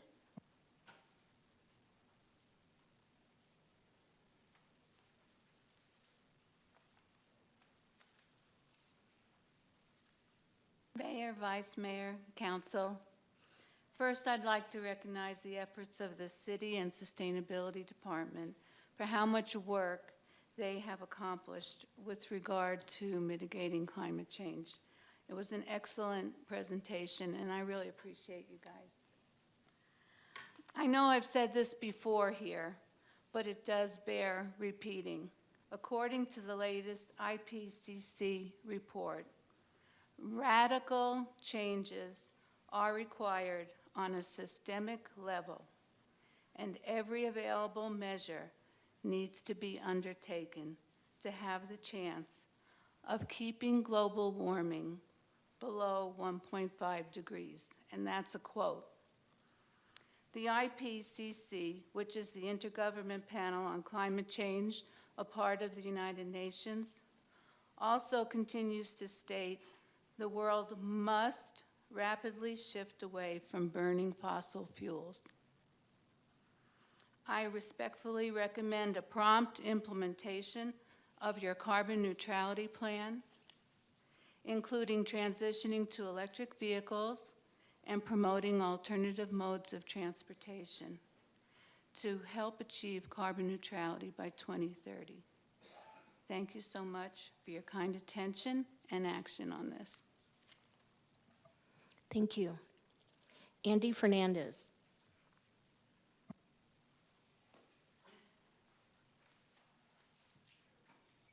Okay, Andy Fernandez, born and raised in Flagstaff, Army Corps of Engineers for the United States of America. Now, we have a situation here because Mrs. Harris, you said you asked some questions. You have the answers. You should just go look at my, the minutes from 1999 to 2000 when they addressed affordable housing. Now, here we go. The scenario is corruption.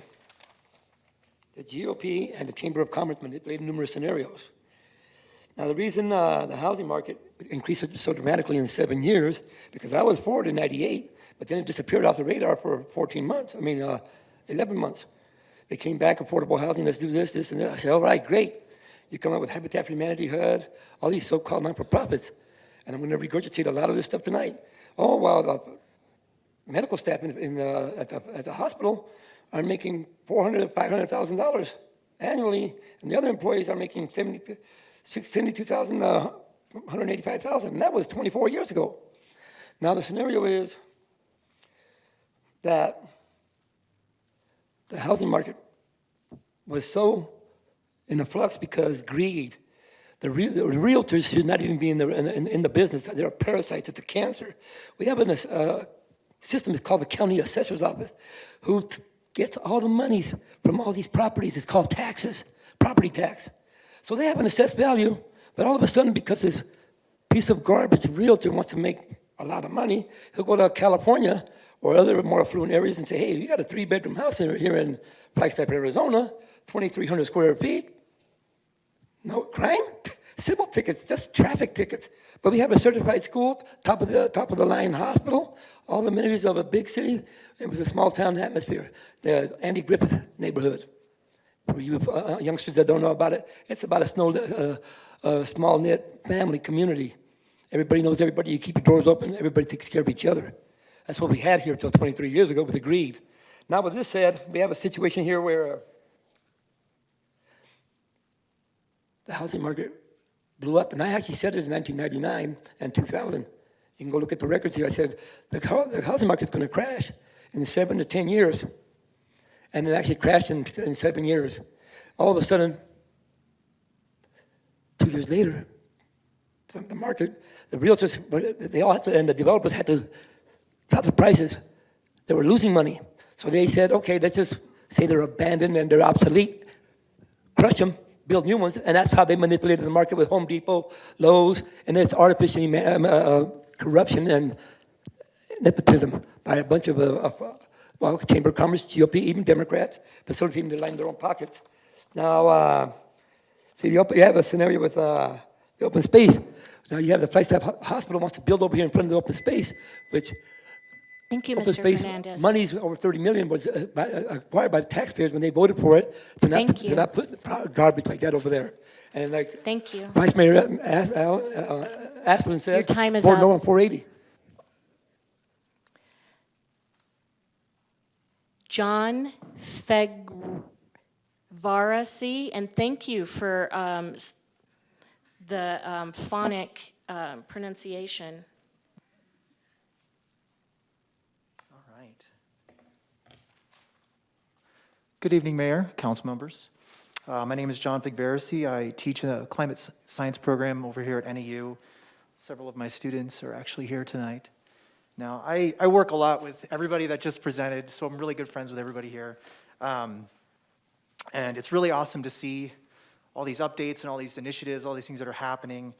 And I know you said there's a big update coming further down the line that's got a lot more data that's going to be presented. But I guess also my comment is that I am a big data guy, and I imagine there's a lot of people here as well that are very much thinking about the data. You know, every pound of CO2 that we're not emitting is a good thing.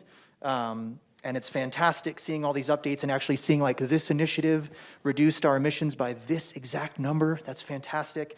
I love seeing that. It very tickles my left brain very much so. And I think the plan actually says something like we have to reduce our emissions by 44%, but also remove several 100,000 pounds of CO2, which you commented on, Councilmember, about what that technology is going to look like. And we see the wedge diagram, and I imagine many people are looking at that and thinking like, what does that actually look like? So I guess what I'm asking is maybe seeing a figure or two of like what our emissions have looked like and actually how kind of expressing that urgency of like, this is where our emissions are going in the city. And like, yet this is also where they're coming down when we're doing these things. Like, I know that would be really like exciting to see like, look, we implemented these 5 things and look at, we're actually reducing our emissions. The math is coming down. I think personally that would be very satisfying to see because ostensibly there's somebody somewhere in some back room that's like doing the math, that's actually doing the inventory and doing the calculations of this is what goes in, this is what goes out. So in 2030, that number is 0, hopefully. Yes, that's what we're all rooting for. But I don't know who that is. I should know that. I should know who the accounting team is, who that's actually making the decision of if this tourist comes in, do we count their emissions? If I buy something on Amazon, does that package that I purchased that was shipped to my house, do the emissions associated with everything related to that object count in our emissions? Like what goes into all that math I think is really important. And I'm sure it's all in the plan, and I just haven't read it fully, so I apologize. But being a numbers guy, I'm sure there's a lot of people in this town that really want to kind of see that data, and I hope that we can see that in the update coming up. So I guess that was my comment. Yeah, so thank you. Thank you. I wish I would have had you as a teacher. And Jenny and Nicole, I know that you have the capability to do that because we talked about calculating carbon footprint. So will that be part of the presentation that you make? Yes, that will be, so at our next update, which should be about February, we'll break out that wedge graph. I do wish we had an accounting team, John. The accounting team is us. So there's that, but we will be breaking that out. We do our greenhouse gas inventory every 2 years now. We were doing it every year. We found out most municipalities do it every 3 years or every 5 years. So, but we do have data on all of these things. We calculate that data, we've planned for it. So we will be able to dive into that in February. Thank you. And building off of Jenny's comment, I think that one of the things that we've been trying to, actually I know we've been trying to establish is a really strong foundation for the work that we need to do to achieve these goals.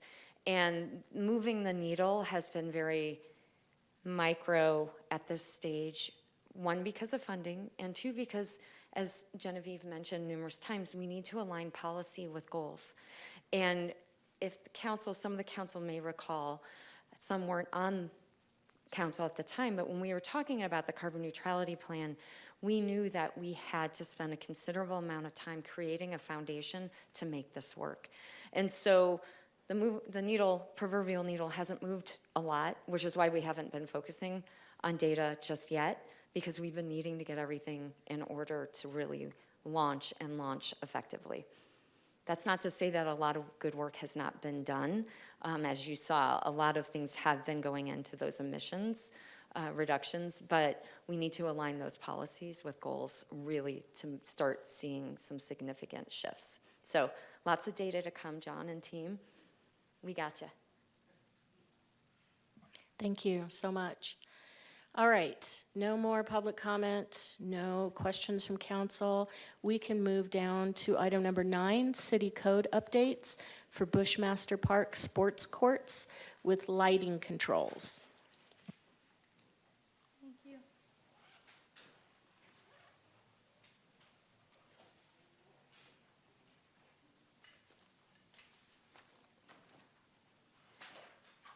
Do you have any idea how hard it is to follow that act? Okay. All right, good evening, Mayor, Vice Mayor, Council. Amy Hagan, Assistant Parks and Recreation Director. All right, we're here this evening to discuss city code updates that pertain to park lighting. This is a discussion, so we'll move, I don't have very many slides, and then we'll jump into our discussion. It derives from our time together back in mid-May when staff was asked about the hours associated with sport courts and lighting at Bushmaster Park. All right, so I'm gonna go over what the current hours are, and these are lighting hours, and you'll notice that I also have underlined there park hours, because in our current city code, the lighting hours and when park hours are open or available to the public are exactly the same. So those are currently Sunday through Thursday, 5 a.m. to 10 p.m., and then Friday, Saturday, 5 a.m. to 12 a.m. And we can hop back to these whenever we would like to. And then there's a note there at the bottom, unless permitted for a use otherwise. And I'm gonna cover what some of those items are otherwise when we get to another slide here. So what staff did after our mid-May meeting was we started to review what other peer cities within the state are doing with their both lighting hours and park hours. We reviewed some examples up there: Sedona, Prescott Valley, Prescott, Tempe, Scottsdale, Surprise, Fountain Hills, Mesa, and Goodyear were just a few of them. Naturally, many cities tend to mimic each other, and then there are a few outliers, but from a staff lens, consistency was going to be a very important piece of this. In addition to this research, staff considered some equity considerations, because in mid-May we were talking about just sport courts at Bushmaster Park, but we also have sport courts at Thorpe Park. Those are 4 tennis courts there. And I do want to note something that is different for us as staff. We have these sport courts, which tend to be racket sports or ball sports. Then we have our ball fields. Those are different. So we do have Little League fields that are for our user groups with our both Little Leagues, both boys Little League and girls softball. Those are at Continental Park, Joel Montalvo Park, and Mark Grace Field that's within Arroyo Park. Then we have our Thorpe softball complex that is a part of our adult athletic programming. So I do want the council to note that these items are outside of that. We're just talking about sport court lighting, not ball field lighting, because all of that is underneath a permit, whether with that user group or within ourselves for our athletic programming. Can I stop you there for just a second? Always. So at Thorpe Park, the lights are on for the hours that you indicated in the previous slide. Correct, yes. So then let's move on to staff suggestions. So staff suggested hours for both lighting on these sport courts and just in general park use hours would be, let's be again consistent, Sunday through Saturday, sunrise to 10 p.m. We all know sunrise will vary depending on the season, but that would be a sunrise to 10 p.m. And again, still with that caveat of unless permitted for a use otherwise. Let's discuss. My next question was going to be, when do we get to discuss this? So this is good. Third slide. You're welcome. We'll go back to this one because this is the staff suggestion, and I can go back to what the current city code hours are too, if desirable. Council, do you have questions, comments? Sure. Vice Mayor? Yeah, maybe I'll, excuse me. Maybe I'll start off our discussion with having you remind us what the general consensus was at the beginning of the summer when we originally discussed pickleball at Bushmaster Park. My recollection is that we were amenable to putting those courts in, but maybe not lighting the areas as one of the compromise measures. I don't know if that's where things finally fell in terms of council direction, majority direction, but please, to the best of your ability, if you could review with us what was discussed, if not decided, at the beginning of the conversation around approving pickleball courts at Bushmaster. Of course, happy to, Vice Mayor. So in that discussion on May 16th, we did go back and forth because lighting exists today on the 2 tennis courts and the 2 basketball courts that are currently dual striped for 8 pickleball courts. So for the new proposed 8 pickleball courts, the decision at the end of that evening was to continue it with lighting on those new courts as well, since lighting exists today on the sport courts at that location. That then created the discussion of, do we have the appropriate hours of when lights can be on at any sport court location? Okay, thank you for that review. You know, because there's so much sensitivity around the noise and the disruption that pickleball can create at large levels and large volumes in this close-knit community, I will just say right off the bat, I am amenable to considering lesser hours of operation. This is also, you know, it coincides with my zeitgeist around dark skies preservation and maybe Flagstaff, you know, being less friendly to nighttime outdoor sports activities than other communities who don't have that kind of consideration. It's really not what we're talking about, but it's synergistic with that ethos. And unless I'm hearing from our pros staff that there is a particular compunction or urgency around making sure that lighting does stay on later, and if that is your recommendation, I invite you to articulate it very strongly. But I don't think I'm hearing that right now. And if that's not the case, then I think we should throw this olive branch out to the residents around Bushmaster Park, because I could see how pickleball use late into the night is even more disruptive and more unfair than what we're already introducing with moving forward with additional pickleball facilities in that neighborhood.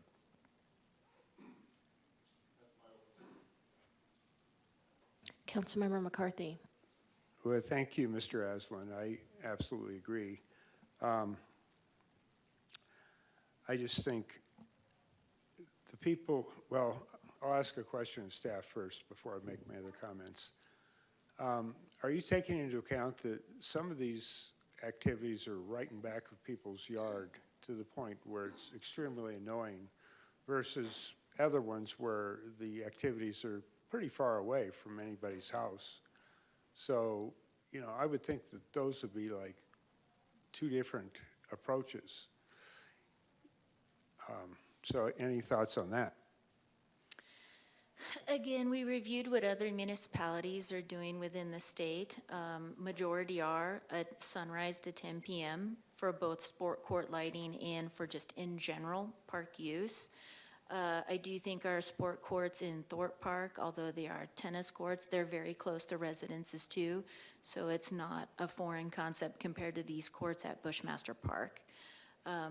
And in speaking with user groups, many of them express that they are not playing late into the evening, but I do think that there is some misuse at both park locations with the lighting from non-sport users rather than just wanting the lighting to come on to enjoy other parts of the park, which is why I think an important piece of this is that this includes sport court lighting plus just in general park hours. Okay, I appreciate that. A lot of the people that live in particular near Bushmaster, their backyards are useless for quiet recreation until the ball games are over. So in effect, what that's saying is if someone wants to go sit in their backyard and sip lemonade and just chat with family members and enjoy their patio, they can't even start until 10 o'clock. So, and the problem is that a lot of people, they go to bed at 10 o'clock. So in effect, what this rule would do is say that their backyards are completely useless for passive recreation. So I would definitely support a much earlier limit on lighting, and which in effect is, determines how much noise is created. So that's where I'm at. I'm sort of where Mr. Aslan is, but I'm thinking about like 8 o'clock or something, but whatever. I'll leave it at that for now. I too support an earlier time, and I'm wondering whether we have data on just general park usage from between 8 p.m. and 10 p.m., so not sports courts. And my thinking is, and I know this throws a wrench into it, but could there be a later time for just general park usage and sport courts, lighting going off before that? Mayor, there could be. The staff suggestion is in an effort for consistency. It does make it easier on those that enforce the rules in the parks, which currently does rely on our police department. But again, this is a discussion and we're open to any ideas. This was just the staff's suggestion. Vice Mayor. Just in terms of the concept of consistency, I'm having a hard time with that because, as you pointed out, the sun sets at variable times throughout the year. To me, it makes more sense to maybe couple what we're doing to a formula of when the sun sets, so that what's consistent is that an hour after the sun sets, the lights are off. But that's just where my default thinking is on the subject. I do think it's weird that if we just set 9 p.m. and it's 8:45 in the middle of July, and it's time to shut the park down, and you still got families out barbecuing, playing on all that playground equipment, finally cooling off after a hot day. That seems a little weird. Keeping it open till 9 p.m. when it's October and it's been dark for 4 hours also seems burdensome to local neighbors. So it may be more difficult for police and for enforcement or management, but it seems to make more sense. And thank you for letting me add that comment to that, piggybacking on what you're already saying. Councilmember Harris, then Councilmember McCarthy. I do think that we need to be considerate of the other staff who have the job of enforcing.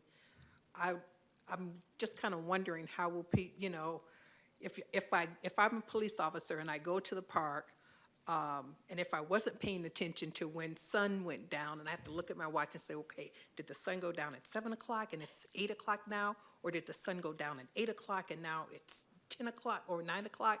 I think it's just gets way too confusing. I would much rather us set a time from this time to this time and then just be done with it. But that's my opinion, so. Thank you, Mayor. I would like to talk to this issue of being consistent with other cities. I will say that in my long lifetime, I've lived in Tucson, I've lived in Tempe, and I've lived in Phoenix, and obviously I've lived in Flagstaff for over 2 decades now. I will tell you that in all those other cities, we didn't have any rules on outdoor lighting. No one cared about dark skies. But this city, we took the leadership role and we said, we're going to implement dark skies and respect that here. And I can tell you, there's astronomers in those other cities too. Kitt Peak is pretty close to Tucson, as an example.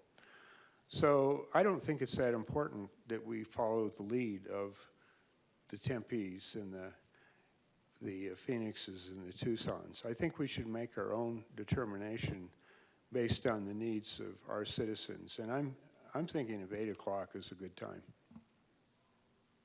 Councilmember Sweet. Thank you. So my thought aligns with Councilmember Harris that to ease a lot of the efforts that need to go in with keeping the time, that we should be consistent. And I like the Monday through Sunday or the Sunday through Saturday. I think when I was out there with you, we were talking and my comfort zone was 9 PM. So, I'm okay with adjusting to 8. I'm okay with going to 9. I do feel that 10 might be a little late for our community. Thank you. Are the lights programmed at each individual park, or is there a central programming? The lights on the sport courts are at each individual park. They're on a 1-hour timer. So whatever time frame we choose through our discussion tonight, obviously if you were to turn it on at, say we choose 9 PM, you turn it on at 8:15, they're gonna go off at 9 PM. So they're not on a timer where they come on, someone is manually They're all manual, yes. turning those on? Yes. Okay. And as we're replacing lights, are we talking about doing something that's timed where it just goes off at 9 every night and comes on? They are on a timer, Mayor, so that they're not enabled to go on, illuminate beyond the current time, so those current hours, so that 10 PM right now, Sunday through Thursday, or midnight, Friday, Saturday. And the same would occur with whatever we come to a resolution on tonight. So they could not be illuminated beyond that stop time. And then they would not come on in the early morning hours before the sun were to rise. Okay. So I'm hearing, I too think that it should be uniform. And I could go with 8 or 9. So I'm hearing flexibility there. I think we all would like to see earlier than 10. Yes, Councilmember. Do we have any public input on this? We do.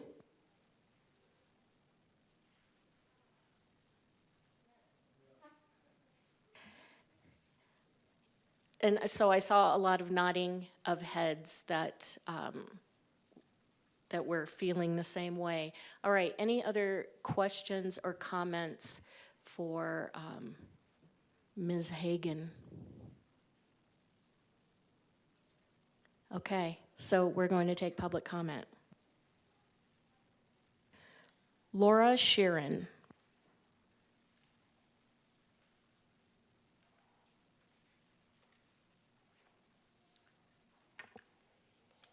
Hello, Council. I'm Laura Sharon, a 23-year resident, I guess, of Flagstaff, retired National Park Service. I'm going to start big picture, but I promise I will get to lighting. I want to start with a quote from the Greek philosopher Bion. Boys throw stones at frogs in fun, but the frogs do not die in fun, they die in earnest. This person spoke this over 2,000 years ago, but I've been thinking about this all summer as I think about pickleball. As the city continues to move forward with its plans to install these courts at Bushmaster Park. Because at every step we've heard how much fun pickleball is, how healthy, how beneficial for its players, what a great community. And because they mean no harm must be done. But we've also heard from park neighbors and users that harm is done in earnest. Those trees will die in earnest. One more piece of green space will be gone from Bushmaster Park and Flagstaff forever. I'm troubled and discouraged. If you have made up your minds, as it unfortunately appears, I hope you will at least consider the longtime residents of the community who are affected in earnest. School kids with earlier bedtimes, people who work early in the morning, people with no air conditioning, as is what is the case generally in that neighborhood, trying to sleep with people like me. I'm sorry, Councilmember McCarthy, my bedtime's earlier than 10. But people trying to sleep with their windows open as they must in the summer here. I would advocate very deeply for no lights at all. And I will tell you 3 reasons for that. One is it engineers, let's not worry about park hours. Engineer in the hours that people play pickleball. By not having lights, you engineer in an end to pickleball play without changing anything else. It allows peaceful enjoyment for working people. It will change throughout the year as light comes and goes. It will save money. I've heard that it's too expensive to mitigate sound there. Well, this would free up quite a bit of money in maintenance and in just the installation of new lights in the new courts. And third, it would be consistent with our climate action plan not to be installing new lights. Again, boys may throw stones at frogs in fun, but frogs don't die in fun, they die in earnest. This is real for this community. This difficulty is in earnest, and I ask you in any way you can to mitigate. Thank you. Thank you. Andy Fernandez. Okay, well, I think I have a few people beat here because the other lady here, she was dressed like she was the on the Wizard of Oz or the whatever. She said she was here 12 years. I have her beat by 17. Actually, this lady says, 20-some. Well, I have 60 years in Flagstaff. U.S. Army veteran. Like I said, I ran for council on numerous occasions, facilitating numerous programs. Now, we have scenarios here where we have dark skies. Now, I have family and members that worked at the Lowell Observatory and the U.S. Naval Observatory. And this is very dear to my heart because I know a lot of that's my family, Harry Gooder and all the other astronomers that worked there. Dick Walker, great, my uncle. I love him so much. He passed away, God bless. But we have a situation where again, carbon neutrality. There's like this scenario with Proposition 480. You want to urban sprawl into an open space area that we already said we don't want no more urban sprawl. That's why we voted for open space and spend a $34 million bond to facilitate that. Now with this scenario, very simple. I'm in the same scenario. We don't need to have no light in the morning.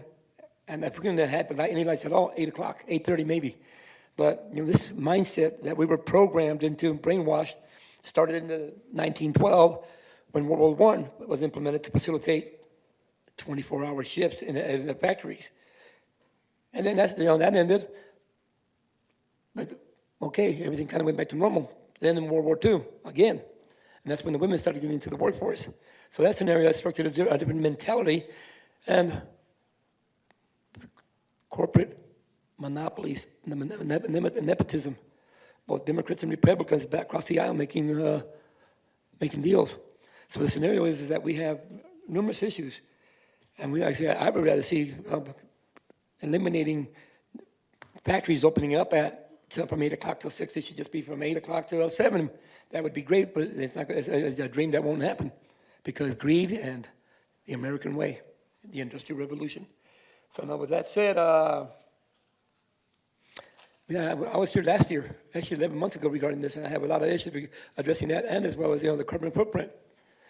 So again, by having all these urban sprawl, having all these lights situated at these times, it's 3 steps backwards. We're digressing. Same thing with vehicular traffic. Oh, you got to have your spotlight, you have your lights on at 4 in the afternoon and you're on some of these interstates. That's asinine. Okay,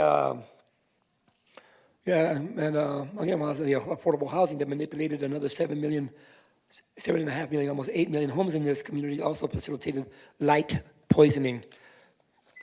So we need to address all those issues. Thank you. Audra Smith.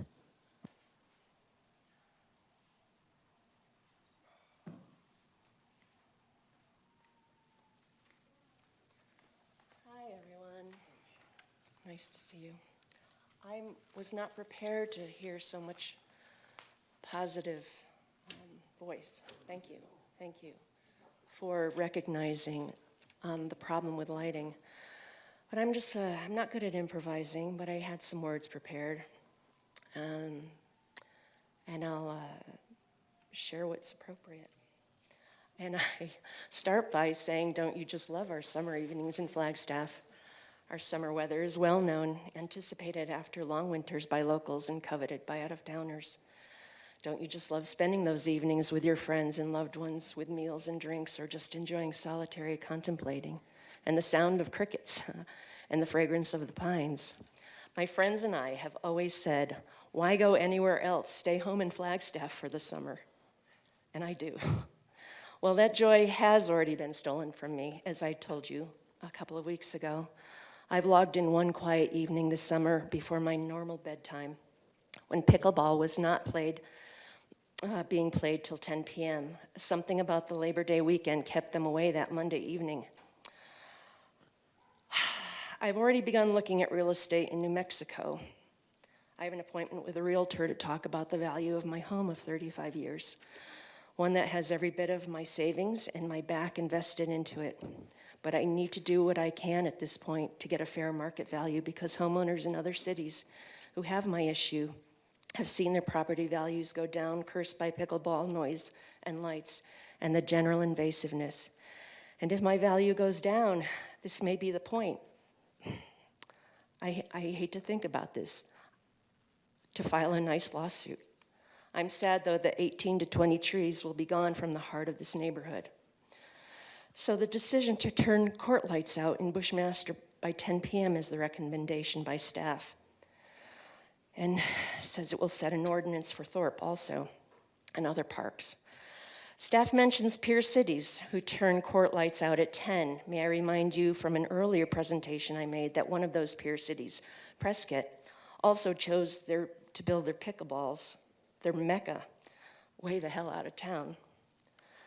I still maintain my view that pickleball is an oddity among all sports and should have its own set of rules applied to it.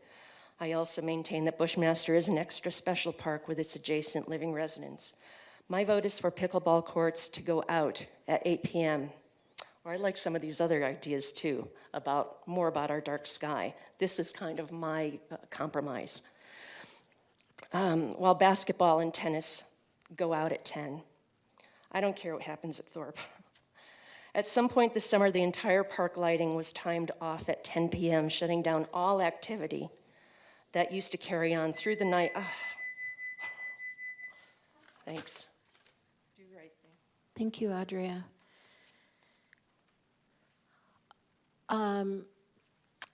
Amy, Ponderosa Park has no lights, correct, on the pickleball courts? Correct, no lights on the pickleball courts or basketball courts. And if I could put you on the spot here to share some of your observations about the difference between the parks, you know, Ponderosa having no lights and other parks having lights. Does Ponderosa get used? Do residents around there feel cheated that they don't have lights, you know, to play basketball and so forth? You know, there's a drastic difference between those two parks specifically. Ponderosa Park is a neighborhood park, and Bushmaster Park is a community park with obviously two large parking lots for more than just the direct neighborhood to go and enjoy amenities and many different amenities at the community level park. Ponderosa Park, you know, it unfortunately has been in a space of disarray since the museum flooding, but the courts are intact. We just had a lovely Suns event there last night. You know, I know a lot of Killip Elementary School kids will use the park, and a lot of the neighborhood kids will use the park for basketball, without a doubt. Don't know what those hours or how they extend into the evening or before the sun sets scenario, since park staff were not out there in the evening hours to know that information. Bushmaster Park and Thorpe Park are a little different for those sport courts, and at Thorpe it's just the tennis that are lighted. Basketball is not lighted at Thorpe Park. But we do see nighttime play at both those locations of basketball, tennis, and pickleball at Bushmaster Park. Thank you. Council? Questions, comments? Vice Mayor? May I? Yeah. I don't know why I turned the mic on to clear my throat. So my thoughts on this have really been receptive to the ongoing conversation that's going on. I'm kind of going back to where I was at the beginning, and when I say at the beginning, I am talking about at the end of May, when I may be wrong about this, but my recollection is that I thought that we just shouldn't have lights at Bushmaster for the new pickleball courts. And if that means we don't have them for basketball and the other activities as well, I think I'd be fine with that. It fits closer to my instinct that a variable time in the evenings throughout the year makes more sense. And it does just sort of naturally take care of itself. You know, I'm not gonna hanker on this for too long, but I do think it would work for us to have a variable schedule. Maybe not by the day, where it's an hour after official sunset, according to the iPhone, and so you shut it off at 7:42. But by the month, the shutdown time in October is this time. In November, it's this time. I don't think that would be too complicated or unwieldy to manage. It's more complicated than not doing that, but I think it's something that could be done. I'm not going to push that strategy because I do at some level agree that it'd be better to be less complicated. I think we should just not put up lights at the Bushmaster pickleball courts. I think that should be a unique consideration only for Bushmaster, and it shouldn't affect what's going on at Thorpe. And that's kind of where I'm at with it. If the consensus isn't along those lines, we definitely have all agreed that 10 p.m. is too late. I think 8 p.m. is too early if we're not varying the time throughout the year. So I think 9 p.m. would be the sweet spot there.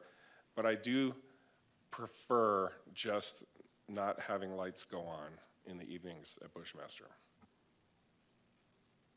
Amy, could you share your perspective on either not having lights at one park and having different off times depending on season? Absolutely, and you know, a little bit more history too for this council. I want to say 6 years ago, the Parks Department used to turn off sport court lights October 15th and not turn them back on or make them available to be on until April 15th. We started to receive a lot of complaints, especially as our temperatures were changing, and we would have those lovely 70-degree December days where we had community members wanting to play. So it was 5 to 6 years ago that we basically provided to the community, these sport court lights are on all year round, so when you want to go out and play, you can, which seemed like a wonderful idea, and now we're here having this conversation. You know, I from a professional lens, separating two different sport court locations to me would not make sense. And there's residences adjacent to both of them. So I feel that to be consistent and equitable, we would need to, whatever decision we make should be intact at both those locations. So that's at Thorpe Park and Bushmaster Park. The basketball courts at Bushmaster Park, there are only lighted basketball courts in our entire park system. And I do know that we do have youth out there playing at night. That's become evident. We receive a lot of information from our community members, which is some of our only data, unfortunately, for our basketball groups. We do have a lot of tennis players. Typically, I think their preference is to play during the day at all of our tennis locations, but they will have permitted times where they may need courts at night. And that's where this unless permitted for use otherwise really comes into play for all of us in our user groups.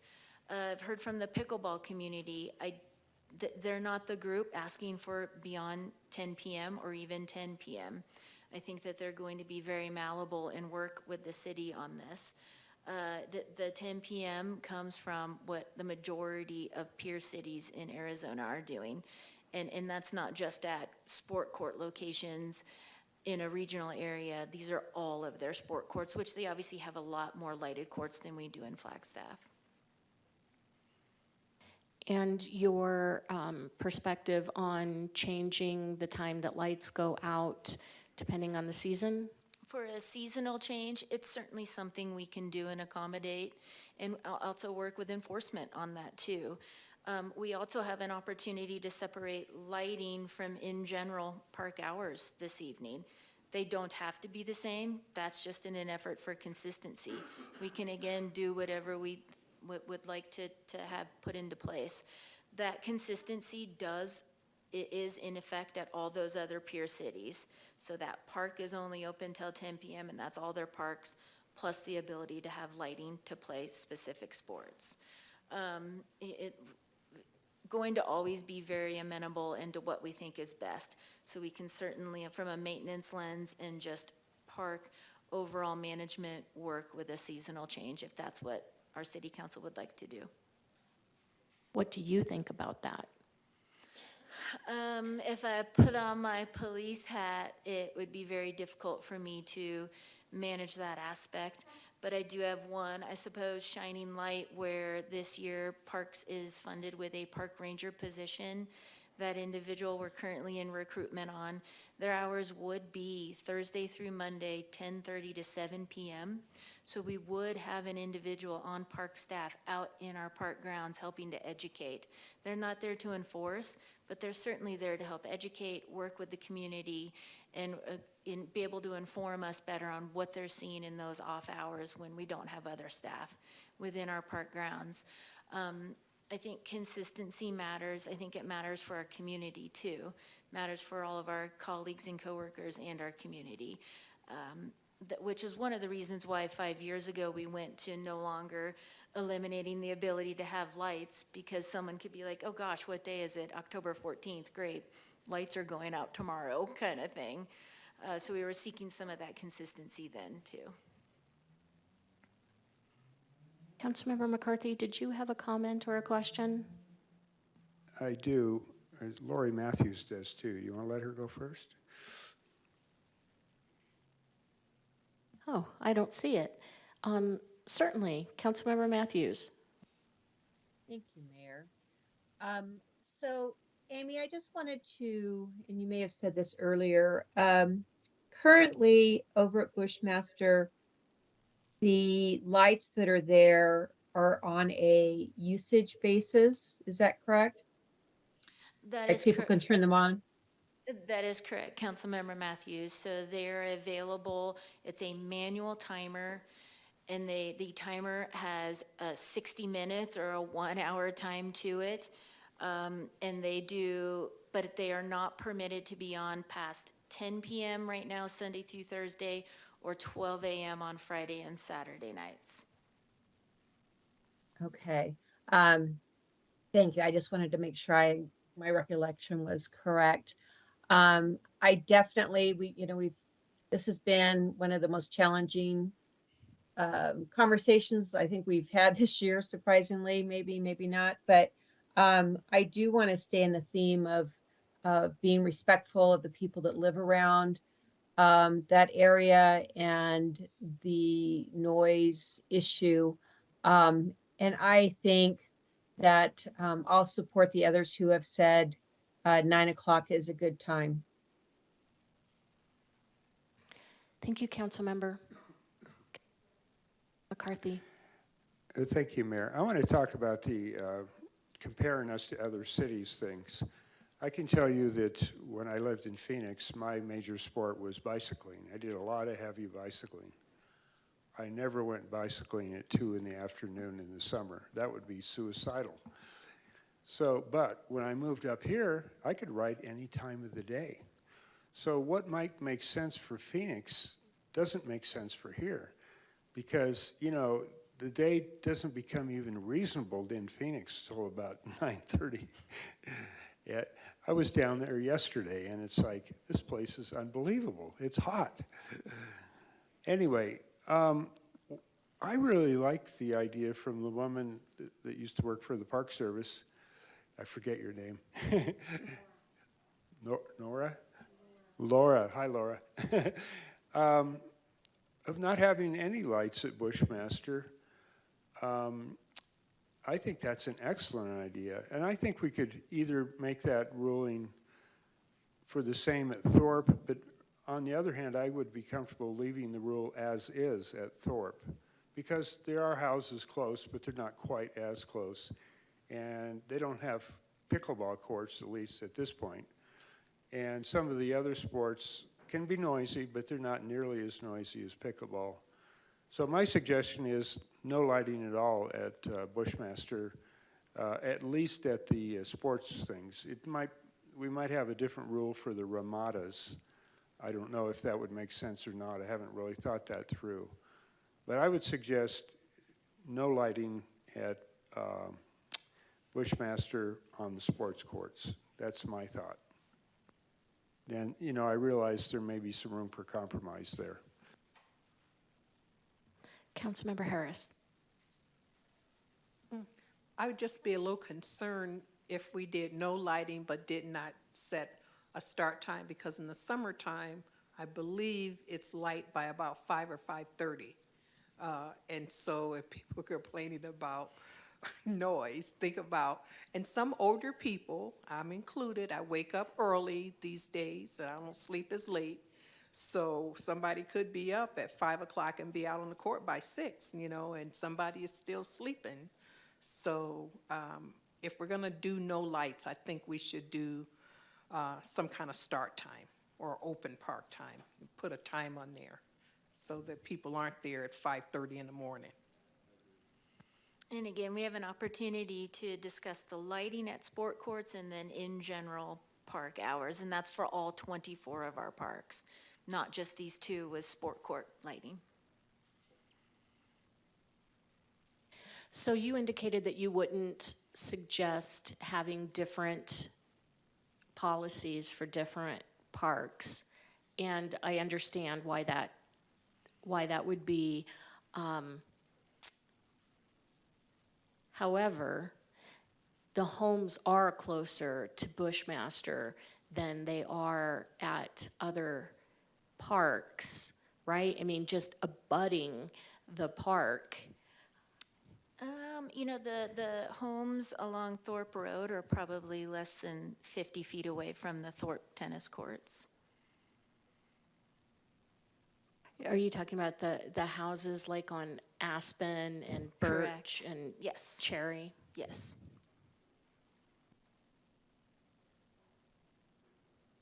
Quick point, I think pickleball is different than these other sports. It's way louder.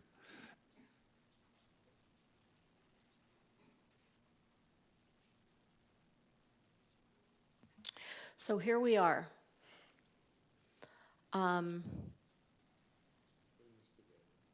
Yeah, let's bring it together. So we have 2 who have expressed strong support for no lights. We have 5 who have expressed support for an earlier light, light going out. And then, oh, yes, sorry, Councilmember Matthews. And Councilmember Harris, that was a very good point about if there isn't lighting, that we need to make sure that the hours are communicated to potential users. So you're not looking for, we're not making a decision tonight, we're just kind of giving you our thoughts, because this is a work session. Do you believe that there's any additional information that you could be bringing back to us in terms of lights, no lights, or do you think that we have exhausted the conversation?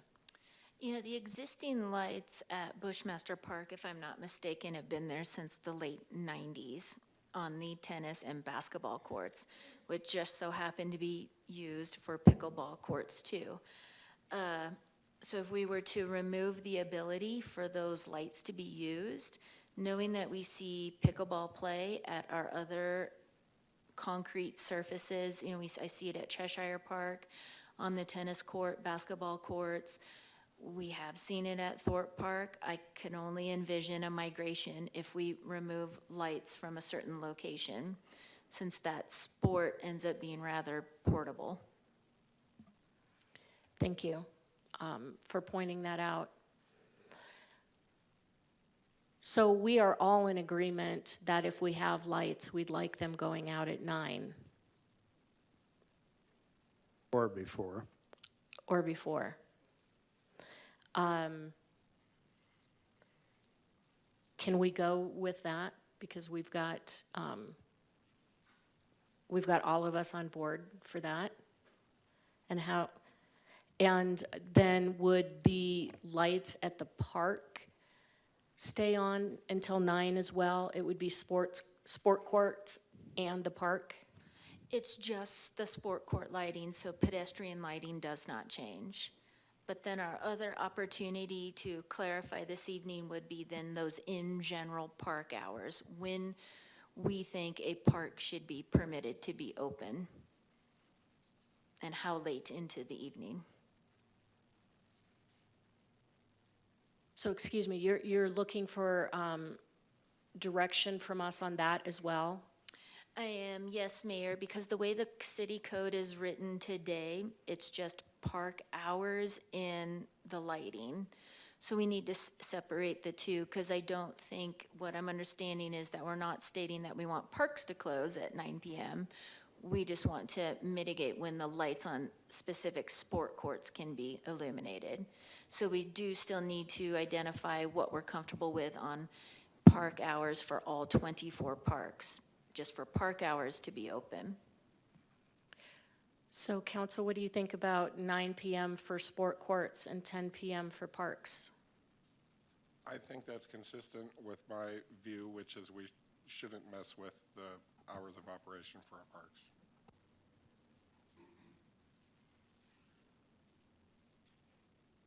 All right.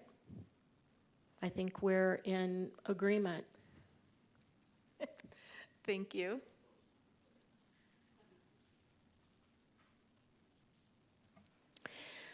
All right, moving down to public participation. I see no public participation. Informational items, 2 from mayor, council, and city manager, future agenda item requests. I'm going to start with Councilmember Matthews. Oh, hold on.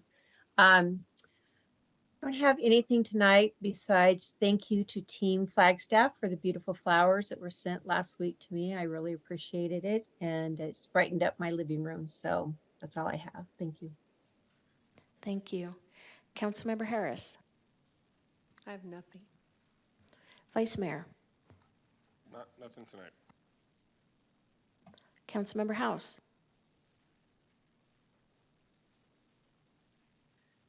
Nothing this evening, but thank you for acknowledging that I was able to make it in. I've actually been on the phone for most of the meeting and was just traveling to Tucson, so I apologize for not being there in person. Thank you. We missed you. Thank you. Councilmember Sweet. Thank you. I do want to thank Anya for my flowers that are up here. They're beautiful. And for next week's meeting, I will be attending virtually. Thank you. Thank you. Councilmember McCarthy. Nothing tonight, Mayor. Thank you. And Vice Mayor and myself and Councilmember Sweet will be attending the meeting next week virtually. We will all be at the International Downtown Association Conference. And that is all that I have. City Manager. Nothing from me. Thank you, Mayor. Thank you. We're adjourned.